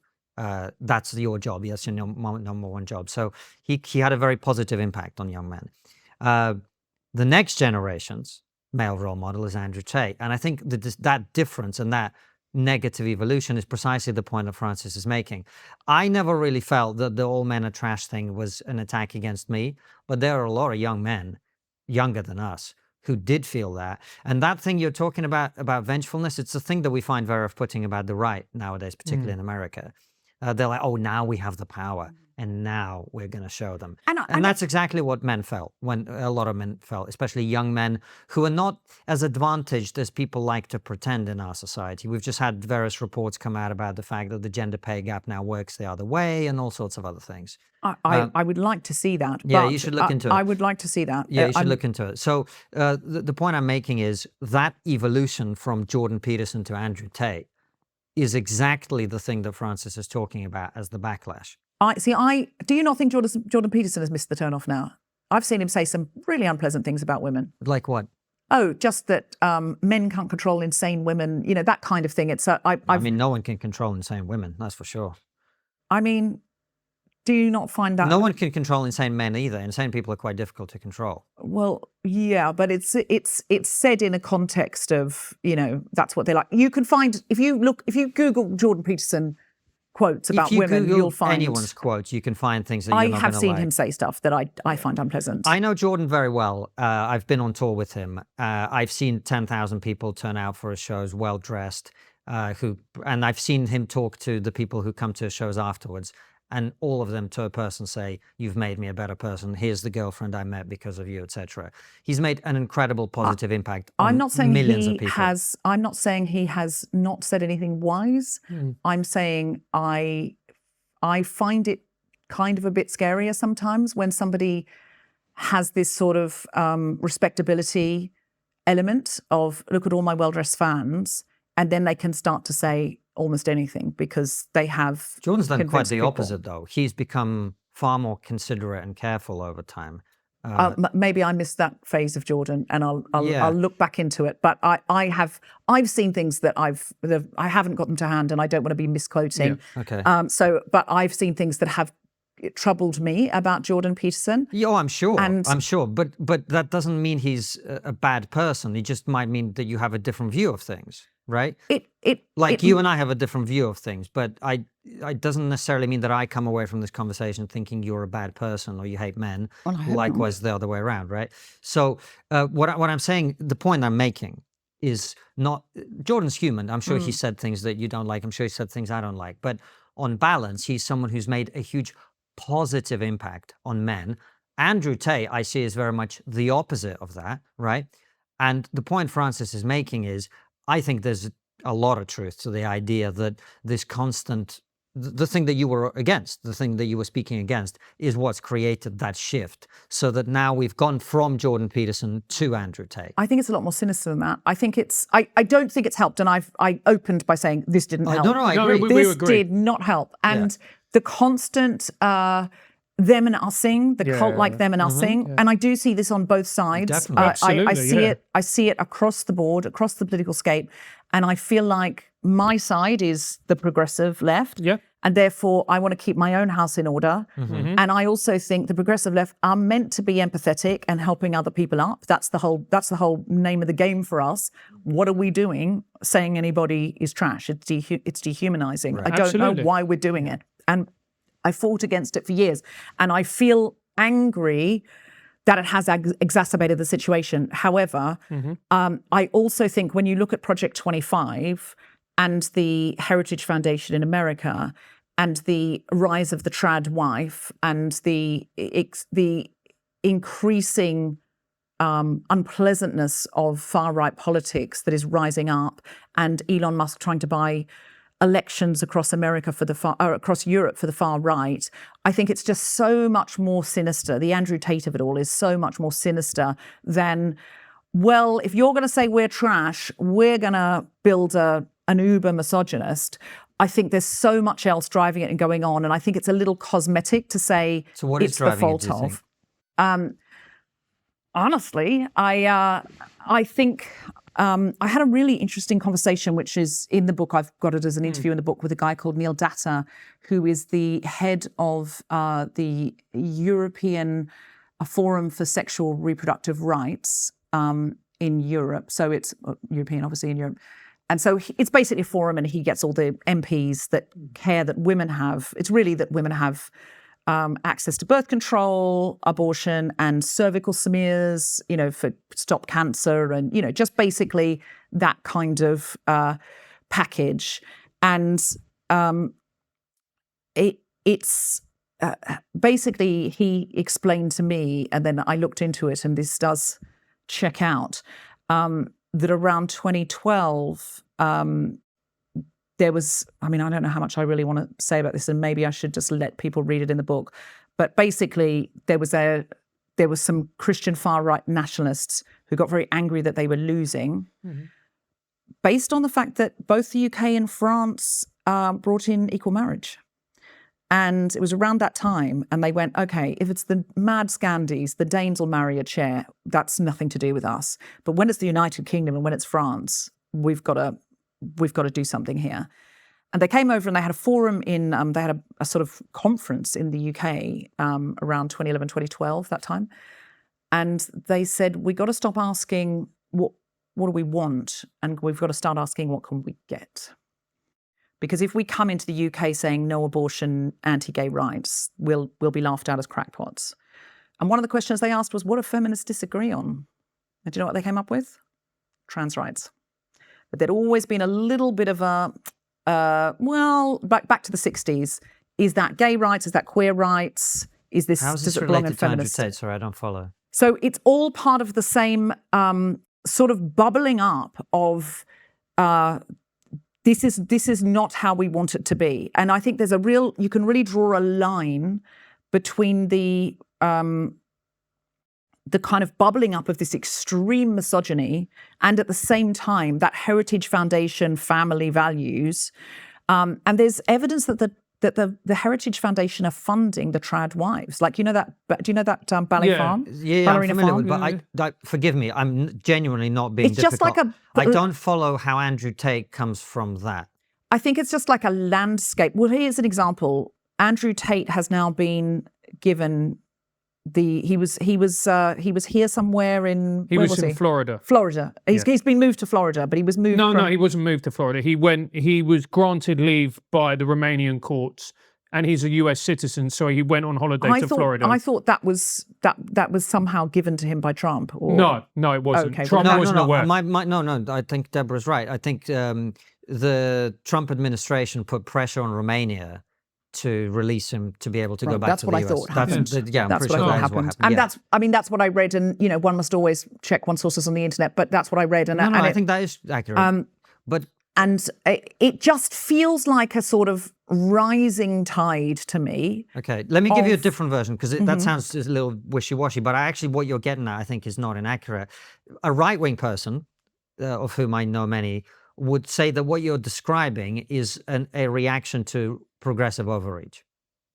Now, I don't think gay marriage is progressive overreach, but many of the things, by the way, I think the part that we've talked about that's missing from this is the social media aspect, which comes along around 2014, and you see the rise of all of this stuff happening. But there are lots of other things that people will describe as progressive overreach to which they're reacting. And Andrew Tate and all sorts of other social movements are certainly a reaction to that, which is the sense that, like, you said it yourself, we now finally have the opportunity to get our message across. And there was a kind of crudeness to that. There was a vengefulness to that. There was But that in itself is a response to patriarchal overreach, which has been intact for a very long time. You can't expect people to have no voice for so long and be kept in the dark. Then we're stuck in this doom loop. And then if no one not come out and have something to say about it. If no one wants to forgo vengeance, then we're stuck in this doom loop. I think it's unfair to say that women took vengeance. They took some glee, I would say. Some women took some glee. But again, this is some women. Feminists are this tiny group, really. When you look at most people in this country are watching So the far right, traitors. it's just some men. It's just some men. But right? it's some very powerful men. Some very powerful women. Some Look, very powerful women. that hashtag Can was I trending, and it ask- wasn't just a hashtag. Let me just finish. You cannot equate some very powerful men to some. Who's the equivalent of Donald Trump and Elon Musk who can actually change our lives? Name me that woman. And I'll tell you what it isn't. It's not Hillary Clinton. It's not Kamala Harris. Who is that woman? Well, set aside those two. I certainly wouldn't say those two men as far right. But You wouldn't say Elon Musk or Donald Trump were far right. definitely not. They're literally cancelling everything. anything. They're cancelling. They're destroying lives Okay, right now. perhaps we have a different definition of what far right is. What would you say? What's the definition of far Well, right in your head? What about them isn't far rightist? I would ask you. But what in order to about answer your what they're question- doing isn't far right? Yeah, I understand your question. In order to answer your question, we both have to agree on a definition of far They've right. literally said No, they've but- taken. Deborah, just pause for a moment. What is your definition of far right? It's far further than fiscal conservatism. Okay. It is social conservatism that says there is one proper way to live, and that way is a heteronormative family, 2.4 children. Women should be having babies. This is all Heritage Foundation values.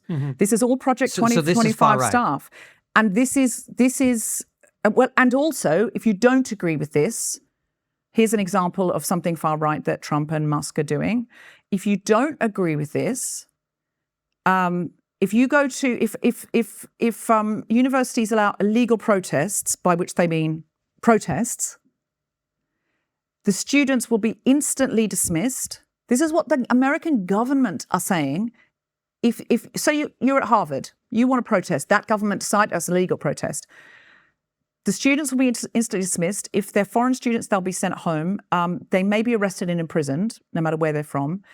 And if the university is allowed it, all federal funding will be pulled from that university. Does that not seem to you to be verging into fascism? No, I don't think it's verging into fascism. But so. What would cause I your think alarms to go off then? The right to protest is incredibly important. And if without it, what do we have? What kind of government do we have? Hold on a second. I'm answering your question. The right to protest is incredibly important. I think the interesting thing about those particular cases that you're referring to is whether there is celebration, glorification, or promotion of terrorism, which is illegal both in this country and in the US. And I think that's probably where the dividing line is on that issue. But I'm a little bit confused. Please do not think for 1 second this isn't going to hit queer people, LGBTQ plus people. It is hitting them right now. There are states where they are arguing to take back the right to equal marriage, and there are states which are putting forward these sort of I can't remember what they call them now, but sort of some kind of special trust marriages where we give you a tax break, but the marriage is one from which a woman cannot divorce a man, basically, without these really old-fashioned, like we're literally talking about the rights that women fought for, that unless you can prove that your partner's been faithful or you can prove that they've been significantly abusive, you cannot divorce them. Yes. I mean, we are heading into Gilead. We really are. None of those are things that anybody here supports. But I'm just coming back to this idea of Trump and Musk being far right. You initially talked about the Heritage Foundation, traditional marriage, all of that stuff. And then we talked about fascism. So is your definition, are you saying Trump and Musk are fascists? I'm saying that the government is making moves which makes anybody who is frightened of fascism, which should be all of us, very scared. Like, I feel like saying if it's an illegal protest, and what kind of protest does Trump like? You know Trump. What does he like? I don't know Trump. Well, you've seen him in power before. If the students were all out protesting in a state where they were taking away equal marriage, and there were loads of gay students. I'm pretty sure Trump is pro-equal marriage, isn't he? And Elon, certainly, I would imagine. They're all pro it while there's social capital in it. But he hasn't been saying anything positive about gay people lately, has he? Has he said anything negative about gay people? I'm pretty sure. Which way is the wind blowing, be honest, in America about gay rights? Oh, yeah. But and who's in charge? Yeah, but this is the interesting thing, because it's the worrying thing about the right now. Trump seems like a moderate compared to some of the people who are outside of the halls of power. Well, then in that case, someone else is pulling the strings and he's allowing them to be pulled, because it is fast going towards. I don't like, neither does Francis, a lot of the things that are happening in America in particular on the right. You don't need to convince anyone here of that. I'm kind of a bit of a stickler for definitions, because I think it's important. And one of the things, this is one of the big things that's happened that really always worried me with wokeness. And I think we're now seeing, unfortunately, the tragic results of that, which is When people throw around labels like fascist and Nazi and bigot and all, whatever irresponsibly, as they did, and they continue to do, what then happens is there are now actual Nazis. Actual Nazis, not people who say, you know, trans woman isn't a woman or whatever, but people who actually are doing Holocaust denial, people who are actually saying, oh, Hitler was a good guy, all of this stuff. And we can't call them a Nazi anymore and be credibly believed, because the left spent years calling people a Nazi for, you know, thinking pronouns are funny or whatever. Do you see what I mean? I think you can, and It has no effect on the right anymore. It has no effect. I Because don't the power really of those think words you got can, taken away. I don't really think you can blame some young people who, like, the internet is a vicious place. It wasn't and the young internet, people. David Lammy called the ERG. He went on national television in Britain with Andrew Marr and said that the ERG, basically a group of conservatives who are pro-Brexit, are worse than Nazis. It wasn't young people. It was Well, the entire left. I It was the don't entire know. left. We do know that Boris Johnson is with Steve Bannon, who is a white supremacist. We do know that there are links between Viktor Orban, Salvini, and others. I'm not backing off on this. Never will I back off on this on behalf of my constituents. And the BBC should not allow this extreme hard right fascism to flourish. And often These are prettier elected side of it, Conservative MPs. I don't care how elected they were. So was the far right in Germany. They're often elected, often giving a cover for the thugs on the ground. Look, I don't know that it was the entire left. I don't remember calling anyone a Nazi, and I would say myself on the left. I think we've all got a problem that we go on the internet, and whatever the worst things that we see, even though there's fewer of them than the best things, and there's fewer of them. Most people aren't even on social media in that capacity. They're just sharing their holiday snaps and their pictures of their grandchildren. And we decide that's who society is and that's who the left is. That's true. But David Lammy and prominent left-wing politicians and prominent left-wing activists and prominent left-wing campaigners and prominent left-wing figures all used these words and threw them around deeply irresponsibly, in my opinion. And now we have lost the language to describe the things that are happening. Well, that may be the case. I'm not suggesting that people should have called people Nazis who were, in fact, who they felt a vociferous disagreement with, or were perhaps, in my opinion, taking steps towards the space we're in now. But I don't think you can blame that for people. If I hear somebody described as a Nazi, it doesn't make me go, I'll show you what a real Nazi is. Nobody becomes a real Nazi That's who not my wasn't. argument. No, I understand. You're right. You're right. Who But wasn't that's not seething with those thoughts. That's not my argument. I'm not saying we've created Nazis. I'm saying we now can no longer call out Nazis for being Nazis, because the word Nazi no longer has the meaning that it did, because it got eroded. That's what I'm saying. But Sure. it sounds like you agree, which is fine. Sure. And that's why I picked up on the far right point, because I don't think Donald Trump is far right. I just don't. The guy was a Democrat. If you look at his policies, some of which I like and some of which I don't like, on the broad scale of it, he is a pretty moderate center-right guy. I don't think Donald Trump has any ideology except more power and glory for Donald Trump. I think we impose far more intellectual rigor on that man than there's just nothing there except more for me. More. Elon Musk is the same. It's just more for me, more money for me. How could anyone need that many more billions and still want more billions? I don't think it's about money, actually. And take a chainsaw. No, but it's about what money represents, which is I'm the best, I'm the biggest, I'm the most powerful. Take a chainsaw like, lol, I'm going to cut all the literacy programs.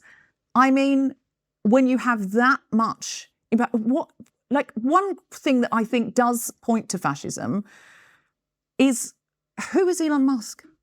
Why is he there? Why is he making any recommendations? Like, this is Well, the Steelman argument would be that he is a very, very, very successful businessman who knows how to run and create things very powerfully. But an unelected man who is... Well, it's pretty normal for governments to bring in business people to run certain things. It's Sure, very but normal. there's certain things, and this is my right-hand Dr. Evil. There's certain things, and there's what's going on now. And I haven't met anyone on any side of the political divide, and I talk to lots of people from lots of, I'm open to all discussions. I'm here today. I haven't met anyone who's not scared of Elon Musk, who isn't going, oh my God, that guy's unhinged. That guy shouldn't be in the position of power that he's in. He's making fast decisions about things he doesn't understand. And the economy is an ecosystem. And you can't just go, we'll cut every community center in America because the government aren't funding that. And they not understand, but the corner shop around the corner where the kids go and buy their Coke and their sandwich is now going to go out of business. And the lady who lives across the road who does the manicures and so on, that where the mums come when the kids are in the community centre is going to go out of business. What are they doing? What are they doing? I think everyone I know is looking at that and going, this isn't wise and this is insane and this is really going to cause a terrible collapse of the economy. And I don't know what an unelected person is doing at this right hand in the White House, now apparently in charge of everything. And the way the wind is blowing towards queer rights, towards women's rights is scary. Women are dying in states where abortions are banned or now are virtually inaccessible. They're dying.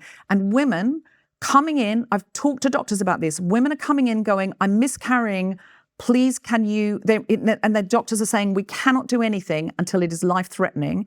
And if we do it, we have to sit there and watch and wait till the point of life-threatening, or we can lose our medical license and we can go to jail. And that's a very, very real fear for these doctors. Doctors are leaving the state because they're like, I can't do my job anymore and I don't want to watch women die and watch women bleed out and or have to prove in court she would have died. So women are already dying in America. And this is why I would never say I was anti-woke. Because to me, sometimes what people lump into wokeness is the concern that people have when people who are not, they don't have representation in the big buildings that count for people like them. They don't have anyone in there going, but people like me are dying.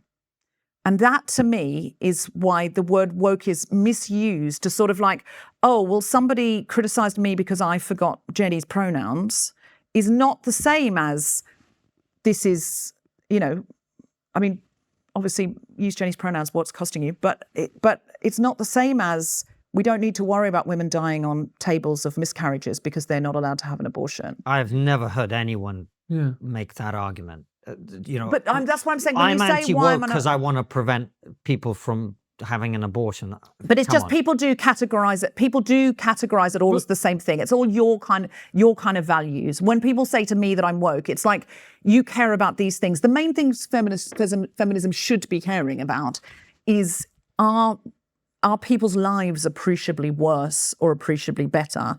Is there unfairness? That's what feminism should be about.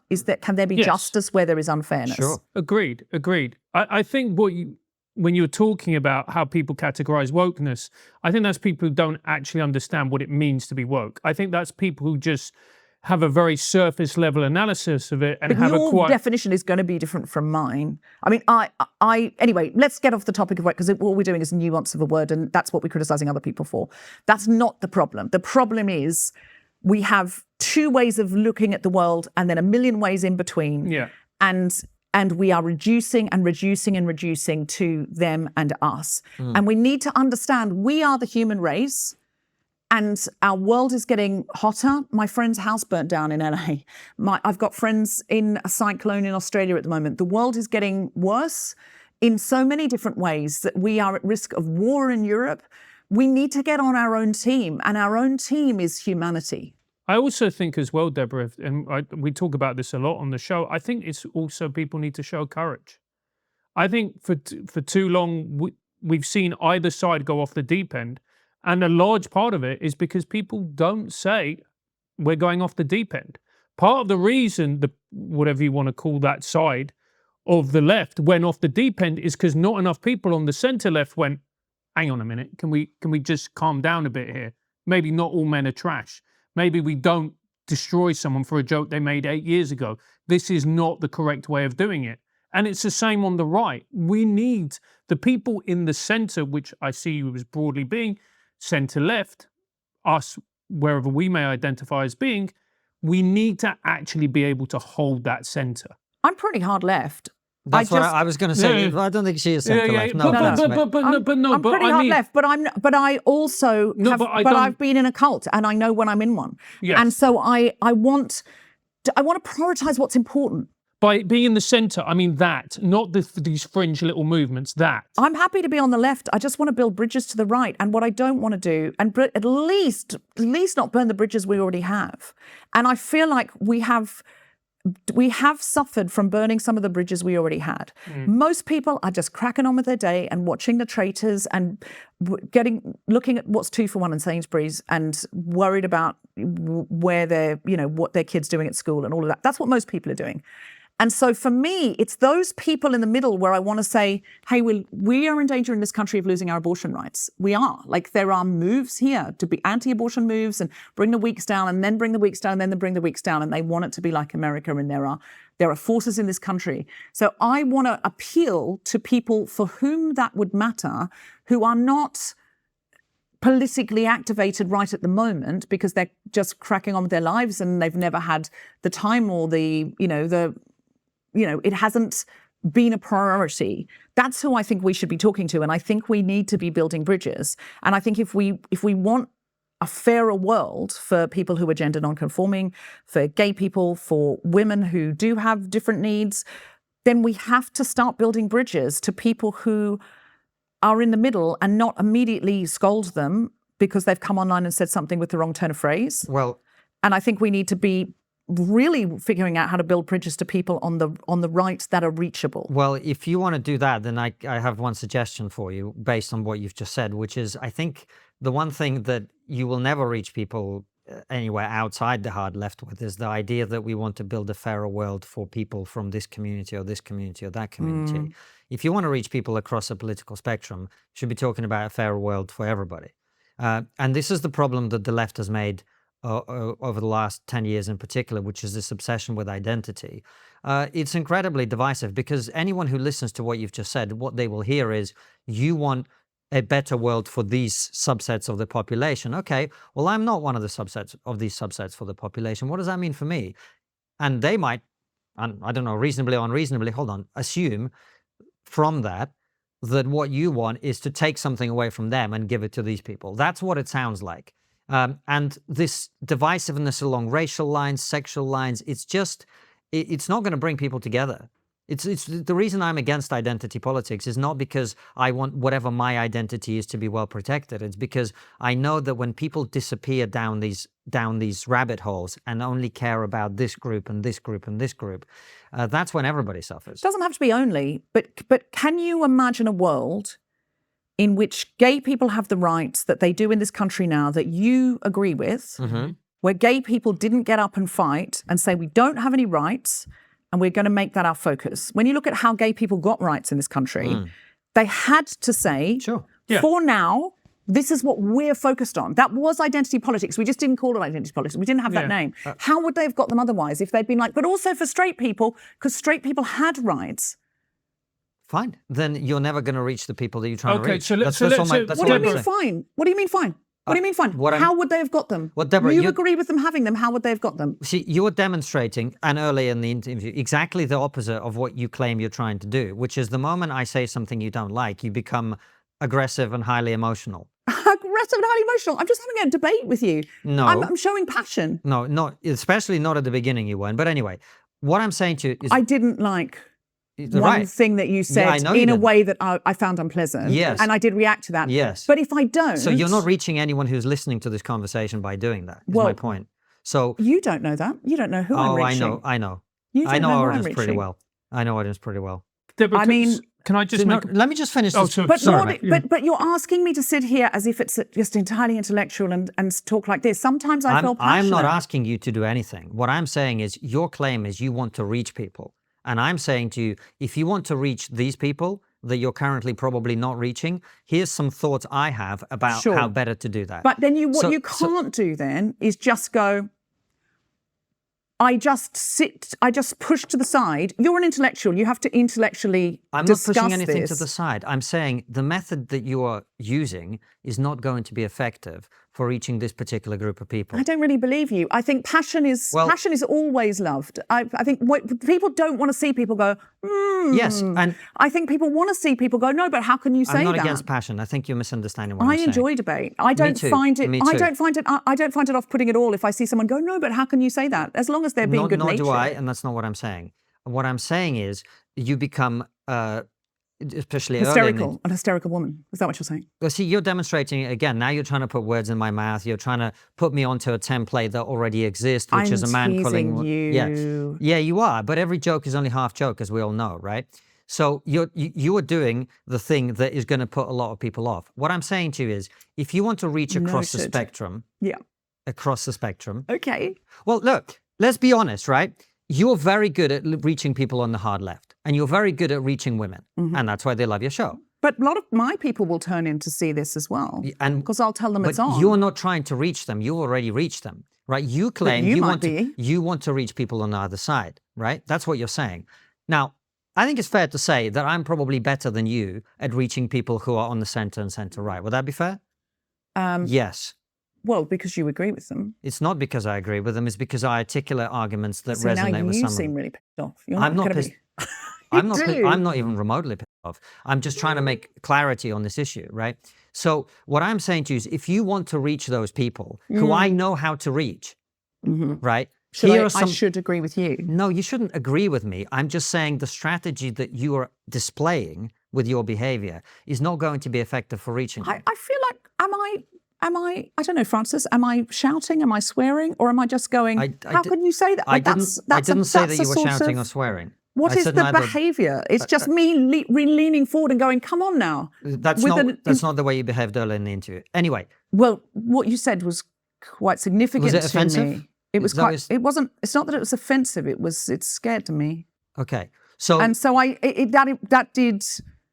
that did, So anytime I say something that scares you, this is how you react. Whereas if you listen to what I was saying, it's actually perfectly logical and this is reasonable. quite controlling what you're doing now. Controlling. You're controlling the way that I operate in the interview space where I've done nothing inappropriate. No. I've just debated you. No. And most of the time I've agreed with you. And I've agreed with you. I found masses of agreement with And you. I found with you. And where I haven't, I may have shown some passion in a debate, but this to sort of say, now I control your behavior. I and don't this is how control you your should behavior behave. remotely. You made the claim that you want to reach people on the other side. And what I'm saying is, this is not a way that's going to work for the following reasons. Because identity politics is divisive by its very nature. That's what I'm saying to you. So, Okay, but then what I pointed out to you yes, was... the gay rights movement succeeded by focusing on gay rights. Right, I so understand that I'm argument. asking you, how could they have done it? I'm not talking about how they could have done it. I'm talking about how, now. But how could they have done it otherwise? Because if you can't show me any other way, then you're just saying it's divisive, so sit back and take what you've got. I didn't say. So what's the other way? What's the other way is what I'm asking you. I did tell you what the other way is, which is to emphasize as much as possible our shared common humanity. That's literally what I did. I said, we're all going to be on the same side. But what I But when literally you say, said well, that. I want a fairer world for this group and this group But and I this do. group. But I do. I also want a fairer word for men. But And you didn't say- I've said okay, that. great. Well, I've said that at other points of this interview. But there are.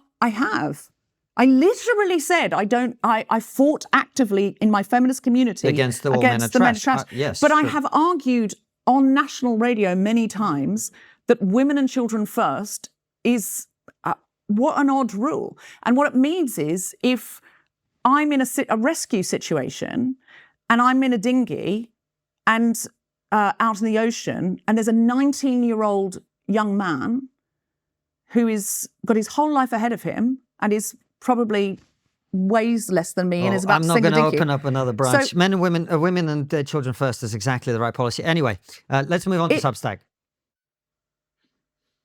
I mean, Say your final thing, and then we'll move on to Substack, where we'll continue the conversation. is he always like I am always like this. Yeah, it's true. It's very controlling. Control. Yeah, it's very controlling. No, Producers laughing. If I am out in the ocean, I hope I would get out of the boat and say, look, you're 19, you stay in the boat, I'll drown. Okay. But it's hard to get out of a boat of privilege, and society tells me that that's my right. I don't have any children. Why am I in the boat? Why isn't he in the boat? I don't understand it. But it's hard to get out of a boat of privilege, and it's hard for men to get out of their boats of privilege or even see them. So there are spaces in which I argue for men's rights all the time. Men's rights activists always think women feminists don't do that. I do. I argue for men's rights all the time where I see that there's a disparity. And so I am not someone who's going, I'm only fighting for this, I'm only fighting for that. But if you go out onto the street and say more for everyone, and you don't say gay people can't get married, straight people can, it's never going to happen. The only reason we have gay rights in this country is because somebody got out and fought for them on a specific platform. So there is also room for specific platforms. It is just not, there's just not a helpful way forward by going, we only feel for each other and everyone else is dehumanized. The argument with gay rights is different because what gay people wanted was equal rights with everybody. And all you have to say today is, I want equal rights for everybody. You don't have to talk about this community and that community. That implies that because gay people can get married, all other rights are sorted. No, but if there is legal discrimination, let's point it out and fix it. Okay, so that's what feminism's doing, abortion in America. Okay. And fighting to keep our reproductive rights abortion here. is never a case of equal rights because it's highly specific to one sex, although, as you say, everything is a binary. But it doesn't work that way. Okay. Because it's different, because men can't have children. Right, so therefore we need to fight for a community. And that community has an identity. And the more you talk about that, the more you push away everyone else, which is the point I made. Okay, so we can't fight for abortion rights I didn't say you case... can't. Okay. I said the messaging ought to be, as much as possible, abortion is a different issue. But on all the other issues that you're talking about, this marginalized community, that marginalized community, etc., the focus ought to be on the fact that we want everyone to have equal opportunities and equal rights. Sure. And where it is a problem, that all climate change, that's all human beings would benefit from trying collectively to fix that problem, right? But abortion is specifically about women and people of minority genders. Exactly my point. So there are times when we do have to advocate. Yes, but there are times when we groups. don't, and we have been. DEI, for example, is a perfect example of this, right? When you push people onto, we started this conversation, right, with this very thing, where you push people into certain positions to increase their representation. Often, inaccurately, you make the point about London, it's true. BBC in the 1980s did not look like London today.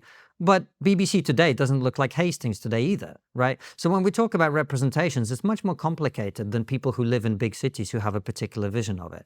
And my point is, the more we emphasize our shared humanity and the need for everyone to have equal opportunity, the less divisive things become. The more we focus on individual communities, the more divisive things become. And that's just a fact. You may say that you need to fight for this group. I may agree with you. It doesn't change the fact that it's divisive. I feel very strongly that everything is not there. We're not there yet. We're not at a point where life is so equal we can just say, oh, I'm not saying human beings for the win. I feel like there are still many, many things to be fought for. And we've lost stuff that we had. You look at what's happening in America, they're losing stuff hand over fist right now. And to me, DEI was only ever about trying to right historical wrongs. And I feel like the gutting of it is really about supremacy for people like Musk and Trump. I don't really think it's anything to do with the fact that we've overstepped. If we'd overstepped, the representation would be very, very, very different than how it is. We haven't overstepped. And we're not talking about the casting of David Copperfield on ITV1. We're literally talking about who's in the House of Commons, who's in the Senate. So I would argue against. You want identity politics, fine, but it's divisive. I mean, you say things so categorically like it is, and then. But it's what you want. It's what you're arguing. Everyone has to stop talking. No, you don't have to stop talking. I'm just saying it's the logical conclusion of the thing that you're saying. You think DEI is about righting historical wrongs. So you want DEI. You think that certain communities don't have equal rights and you want to focus narrowly on those communities to bring them up to whichever position you think that they should be in. You want identity politics. That's fine. But you have to acknowledge that it's divisive. Could it not be more nuanced than that, though? That's what I was saying at the beginning. It's not this or that. It's a big crunchy, squishy, huge thing where we need this, but this can cause this. So then we try and do that. We try and do that. You're very binary. You're very, it is or it isn't. And it is, and there it is. Because and some stop. things are or they aren't, like male and female. And I'm going to go out on a large limb and say There are lots of things that are very nuanced. that there are very nuanced. And one of those is people's gender identities. And one of those things is how we manage to fight for people, like the history of gay rights, how people fight and still manage to, the hard work of creating acceptance, not just civil rights in their communities. It's a hard, long fight. And the straight community has not really done a lot. The gay community's done most of the work to make sure there's an integration so that now most people in this country go, yeah, Paul and Jack next door, they're really nice. Jenny's teacher's a lesbian and it's no big deal. That was a big old hard fight. And I just don't think we can minimize it by going, it's divisive, stop talking. It wasn't divisive. In the end, it brought a lot more humanity and harmony to this country. And now you've got Donald Trump and Elon Musk. So you're blaming, I'm saying, we talked about this with Andrew Tate, we talked about this with other things. Progressive overreach is why Donald Trump is in power. But so you would call gay marriage overreach? No, not at all. I'm saying all the things that happened. See, again, you keep putting words in my mouth so that you can make me sound like I've said something offensive. No, I'm not saying you've said anything offensive. Yes. I'm trying to I interrogate already what you're saying. Yes, and I already because sometimes you do a bit of a leap where you go, Yeah, sorry. so this. And I'm like, oh, hold on, that's Yes. way over there. The Donald Trump was elected, effectively. Do you know what his most effective campaign ad was? I think it was The trans one. It was the It was the Kamalas trans. for them, Donald, Yes. that President Trump's feeling. Donald Trump was elected because Yeah, but people... that's propaganda. It is propaganda. Most people don't know an out trans person. Hold on a second. Most people don't know a trans person. That was propaganda. That's exactly what I was saying before about the Far Religious Right and Heritage Foundation and Project 25. Most people in America reacted to that ad in a very powerful way, which is why it was the most powerful ad, right? The reason that it's happening, the reason that Donald Trump is in power, is that many, many people have had enough of this identity politics, have had enough of the obsession with victims, have had enough about all of this stuff that you are advocating for more of. And my point to you is, if you carry on doing what you've been doing, you're going to keep getting the results that you've been getting. It's as simple as that. Now, I don't like much of the overcorrection that we're about to experience. And I've been predicting for many years and opposing the woke left for this very reason, that this was inevitable. I think there's something more sinister going on, and which I've written about in my book, and I did a lot of research. And I was quite surprised by what I found, actually. Overall, what I'm saying in my book is we're all in a cult, whether we're on the left or the right. We've got to break out of it. We do need to understand that we are being asked to empathize more and more with fewer and fewer people. That erosion of our empathy is an erosion of our humanity. We need to rethink the cancellation of the past and instead figure out what we can learn from flawed figures in the past who are never going to agree with us. They're in the past. I've tried to make a very human, I've tried to have a very human look at gender nonconformity and try and make some new arguments that I think haven't been made before. I am very interested in, as a comedian, in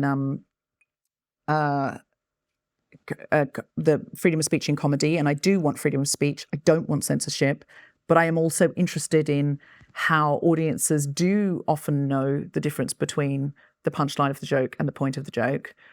And I am broadly arguing that cancel culture needs to change. And then I've got a chapter about what we can do about it all. It is I suppose, a book from the progressive left that says we're doing a lot of things wrong and we need to do a lot of things right. I hope we need to do a lot of things better. Great. I hope your listeners like it. All right. Well, thanks for coming on. Should we do... Has this been 2 hours? Yeah. No, it's flown by, but that's because there's been a lot of disagreement. So I think we just do the final question, mate, and wrap it up there. Okay. Deborah, we always end the show with the final question, which is, what's the one thing we're not talking about that we really should be? Oh, what's the one thing we should... I planned something for this and now I think we've already covered it. This happens every interview. Does it? Yes, Yeah, it Very does. much. Yeah. Okay, the one thing we should be talking about that we're not is, I think, have you watched Couples Therapy? No. It's a show with a New York analyst who's talking to couples and basically, romantic couples. And I don't know why they've agreed to have their therapy televised, but it's absolutely riveting. It's fascinating. And she always asks, sort of gets what's underneath that. Mm-hmm. So one of them saying, he's a child. I come home and, the table's covered with stuff, and he's, been playing with the baby, but he hasn't done anything else. And why can't he clean the bathroom like a grown-up? And then she will go, what's under that? What's the feeling? And sort of like, well, it's that I have to do everything. And what is that feeling? It's that I have no help. I'm alone. I'm lonely. And is there a time in your childhood when you were lonely? Yes, my mum left me alone. I was a latchkey kid. And she'll keep going underneath. That is what we are not doing. Like the three of us here today, it's like if you push my buttons and I lean across the table and go, no, but how can you say that? You immediately go, firstly, my buttons are pushed. Like, what's this man telling me about the way to communicate? And so what's behind that? Well, behind that is, I was in a very patriarchal cult where men told me how to do everything. I don't want to be told by a man that I'm communicating incorrectly just because I'm leaning across the table and showing some passion and that I need to, calm down. Well, what's behind that? It's the fear that I'm going to be controlled, and I was controlled before and I'll never be controlled again. And then you get triggered and you go, I wasn't particularly triggered. Well, you claim that you're not, but there are times when you really get cross. No, I get cross when people misrepresent what I say. That pisses me off a lot. And what's underneath that? Why? What's that feeling? I don't like when people lie about me.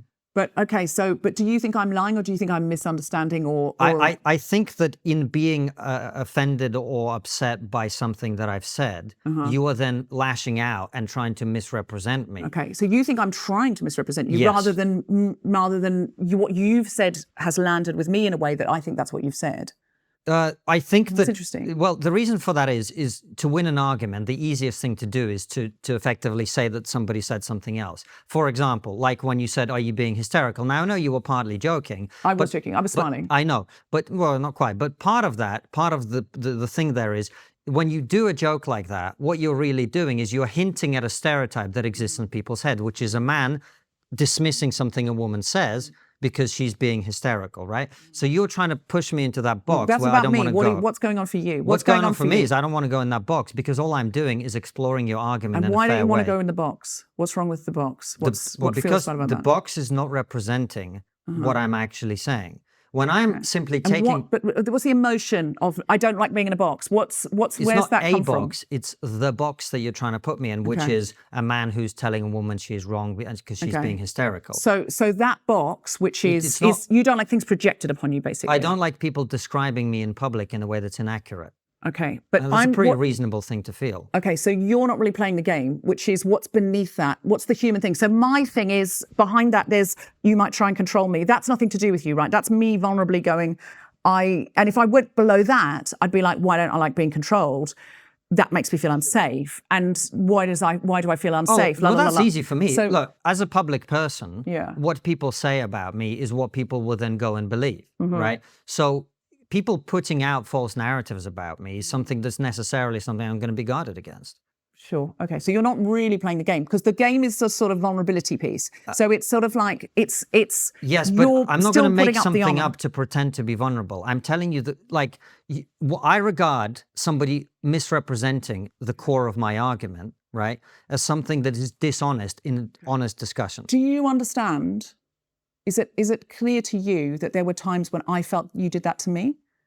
That I misrepresented your argument? Yeah, or you just misunderstood it, and it. I don't think I ever misrepresented your argument. Okay, no, I didn't do that. That's so interesting to me. So when I say something, and if you take it in your framework, sometimes you'll present it back to me, and I'll go, but that's not what I said, or that's not what I meant. So when did I misrepresent your argument? I thought, well, a bunch of times. If you watch it back. Could you give an example? You will like the thing about Indigenous people. Well, they're only such and such percent, they're a tiny percent. And I'm like, no, but that's not what it's about. It's not about what the percentage. But that's not misrepresenting your argument. I don't think you can play this. I don't think you can get there. Watch the show though. I think it'd be really, really interesting. I don't think you can get to the place that I'm trying to get. It's not about going over the arguments. It's about how you feel. Like when you say, Yeah. "Oh, I get really that." So that's why I think what we're not really talking about. I already We're answered not- the question. When somebody misrepresents what I'm saying, Okay, I'm I didn't. naturally not going to like doing Okay, that. I didn't try and misrepresent anything. I had a feeling of that's not what I said, or that's what you meant, or it was a feeling. So I pushed the ball back to you. No, you know no what? one was trying to misrepresent You know what it reminds me of? We had this guy called Imran Ahmed. Ahmed on the show. Mm-hmm. And we talked about online censorship. And he made some very good points, and we were agreeing for about 90% of the interview. Yeah. And then I said something he didn't like. They didn't agree. And suddenly the mask came off, and he instantly came out as just like, nah, and started calling me names and Oh, doing that's not nice. all this stuff. And your sophistry right now is both transparent It's and not. deeply disrespectful. And I warn you that most of your listeners will think to themselves, actually, Konstantin's being a bit of a dickhead right now. And to me, I experience that a lot with people who are arguing from the position of high empathy. That happens quite a lot, where somebody pretends to be reasonable and they're having an agreement and whatever. But the moment I say something that makes them uncomfortable, Yeah. as I said with the indigenous Yeah. people and us being sophisticated, suddenly they show a different side to themselves. Yeah, but And that's normal and human. If somebody says something that is sort of feels what I'm trying to say to you, the thing we're not talking about Yeah. is what's behind all of this. And so online, when people are like, you said this, you said this, you said this, you said this, you did this, you did this, you did this, I'm right, you're left, you're in that box, I'm in that box, I'm an Andrew Tate fan, I'm a this. What's behind it all, I think, is I don't feel safe, or I feel hurt, or I feel boxed, or I feel projected upon too. And I think that's what we're not talking about. Really deep down, that's not what we're talking about. So I didn't deliberately misinterpret anything you said, but it's interesting you thought I did, but I didn't. I genuinely can tell you this absolute honest place, I didn't. Deliberation is a complicated thing, though, because sometimes people do things subconsciously. Sure, but consciously, I did not misinterpret I hear you. anything. I heard it, and then either I felt like, I don't know what territory we're going into here, but this doesn't seem great to me, or that happened once, or all the other times, I was sort of like, wanted to like But what passionately engage. Sure, no, and I But respect that. I know if I ask those questions of, I'll ask you, Francis, when you feel upset about, I don't know what you might categorize as wokeness, can you dig down and go, what's the uncomfortable feeling Oh, for you? absolutely, yeah. What's the feeling for you? Well, I'm half South. Well, my mother's from Venezuela. I saw the rise of communism. Yeah. BLM had the same slogans that Chavez's government used, the government that means I will never get justice for my grandfather who was murdered. I had family members thrown into prison. Leaders of BLM did a Black Power salute with Maduro, who is the current dictator of Venezuela. I see that side of wokeness as akin to socialism/communism, which is what destroyed my country and means that my family now live in constant fear. So you feel like this is a very personal, geopolitical, experiential fear Yeah. that you live with. So you may see other things and link them together in a way that you think is human and understandable, and that but underneath is a physical fear. I think there's a political logic behind that. If you see the words "abolish capitalism," for example, which was BLM's slogan, I've actually seen capitalism being abolished. I've seen people be shot at during protests by people using the same slogans. I've seen Jeremy Corbyn openly support Chavez's government. I have a very visceral reaction to that. So it's very interesting. So I mean, this is too long, but I think it's interesting. Do you see now that capitalism, unregulated capitalism, has gone too far, and it's not? That I think you do need to regulate capitalism. Absolutely, there needs to be checks and balances. Of course, there is. There needs to be a monopolies commission to make sure that there's just not one company in charge of everything. But do you fear what's happening with unregulated capitalism around the world now? Yeah, of course I do. So do you think that BLM could be having a response to unregulated capitalism? No, I think BLM are communists and they want to impose a communist order. That's why they say abolish capitalism. They don't want to regulate capitalism. The meaning lies in the words abolish capitalism. If you say something, it's like if I say, I believe the white race is superior, I will take you at your face value. You should take me at my face value when I say that, just like when they say abolish capitalism, which to me is communism. And when they go on and take photos of themselves with Eduardo Maduro, a dictator who has effectively destroyed my mother's country and has imprisoned members of my family, I take people at their face value when they say such things. This might be a whole other podcast, I think.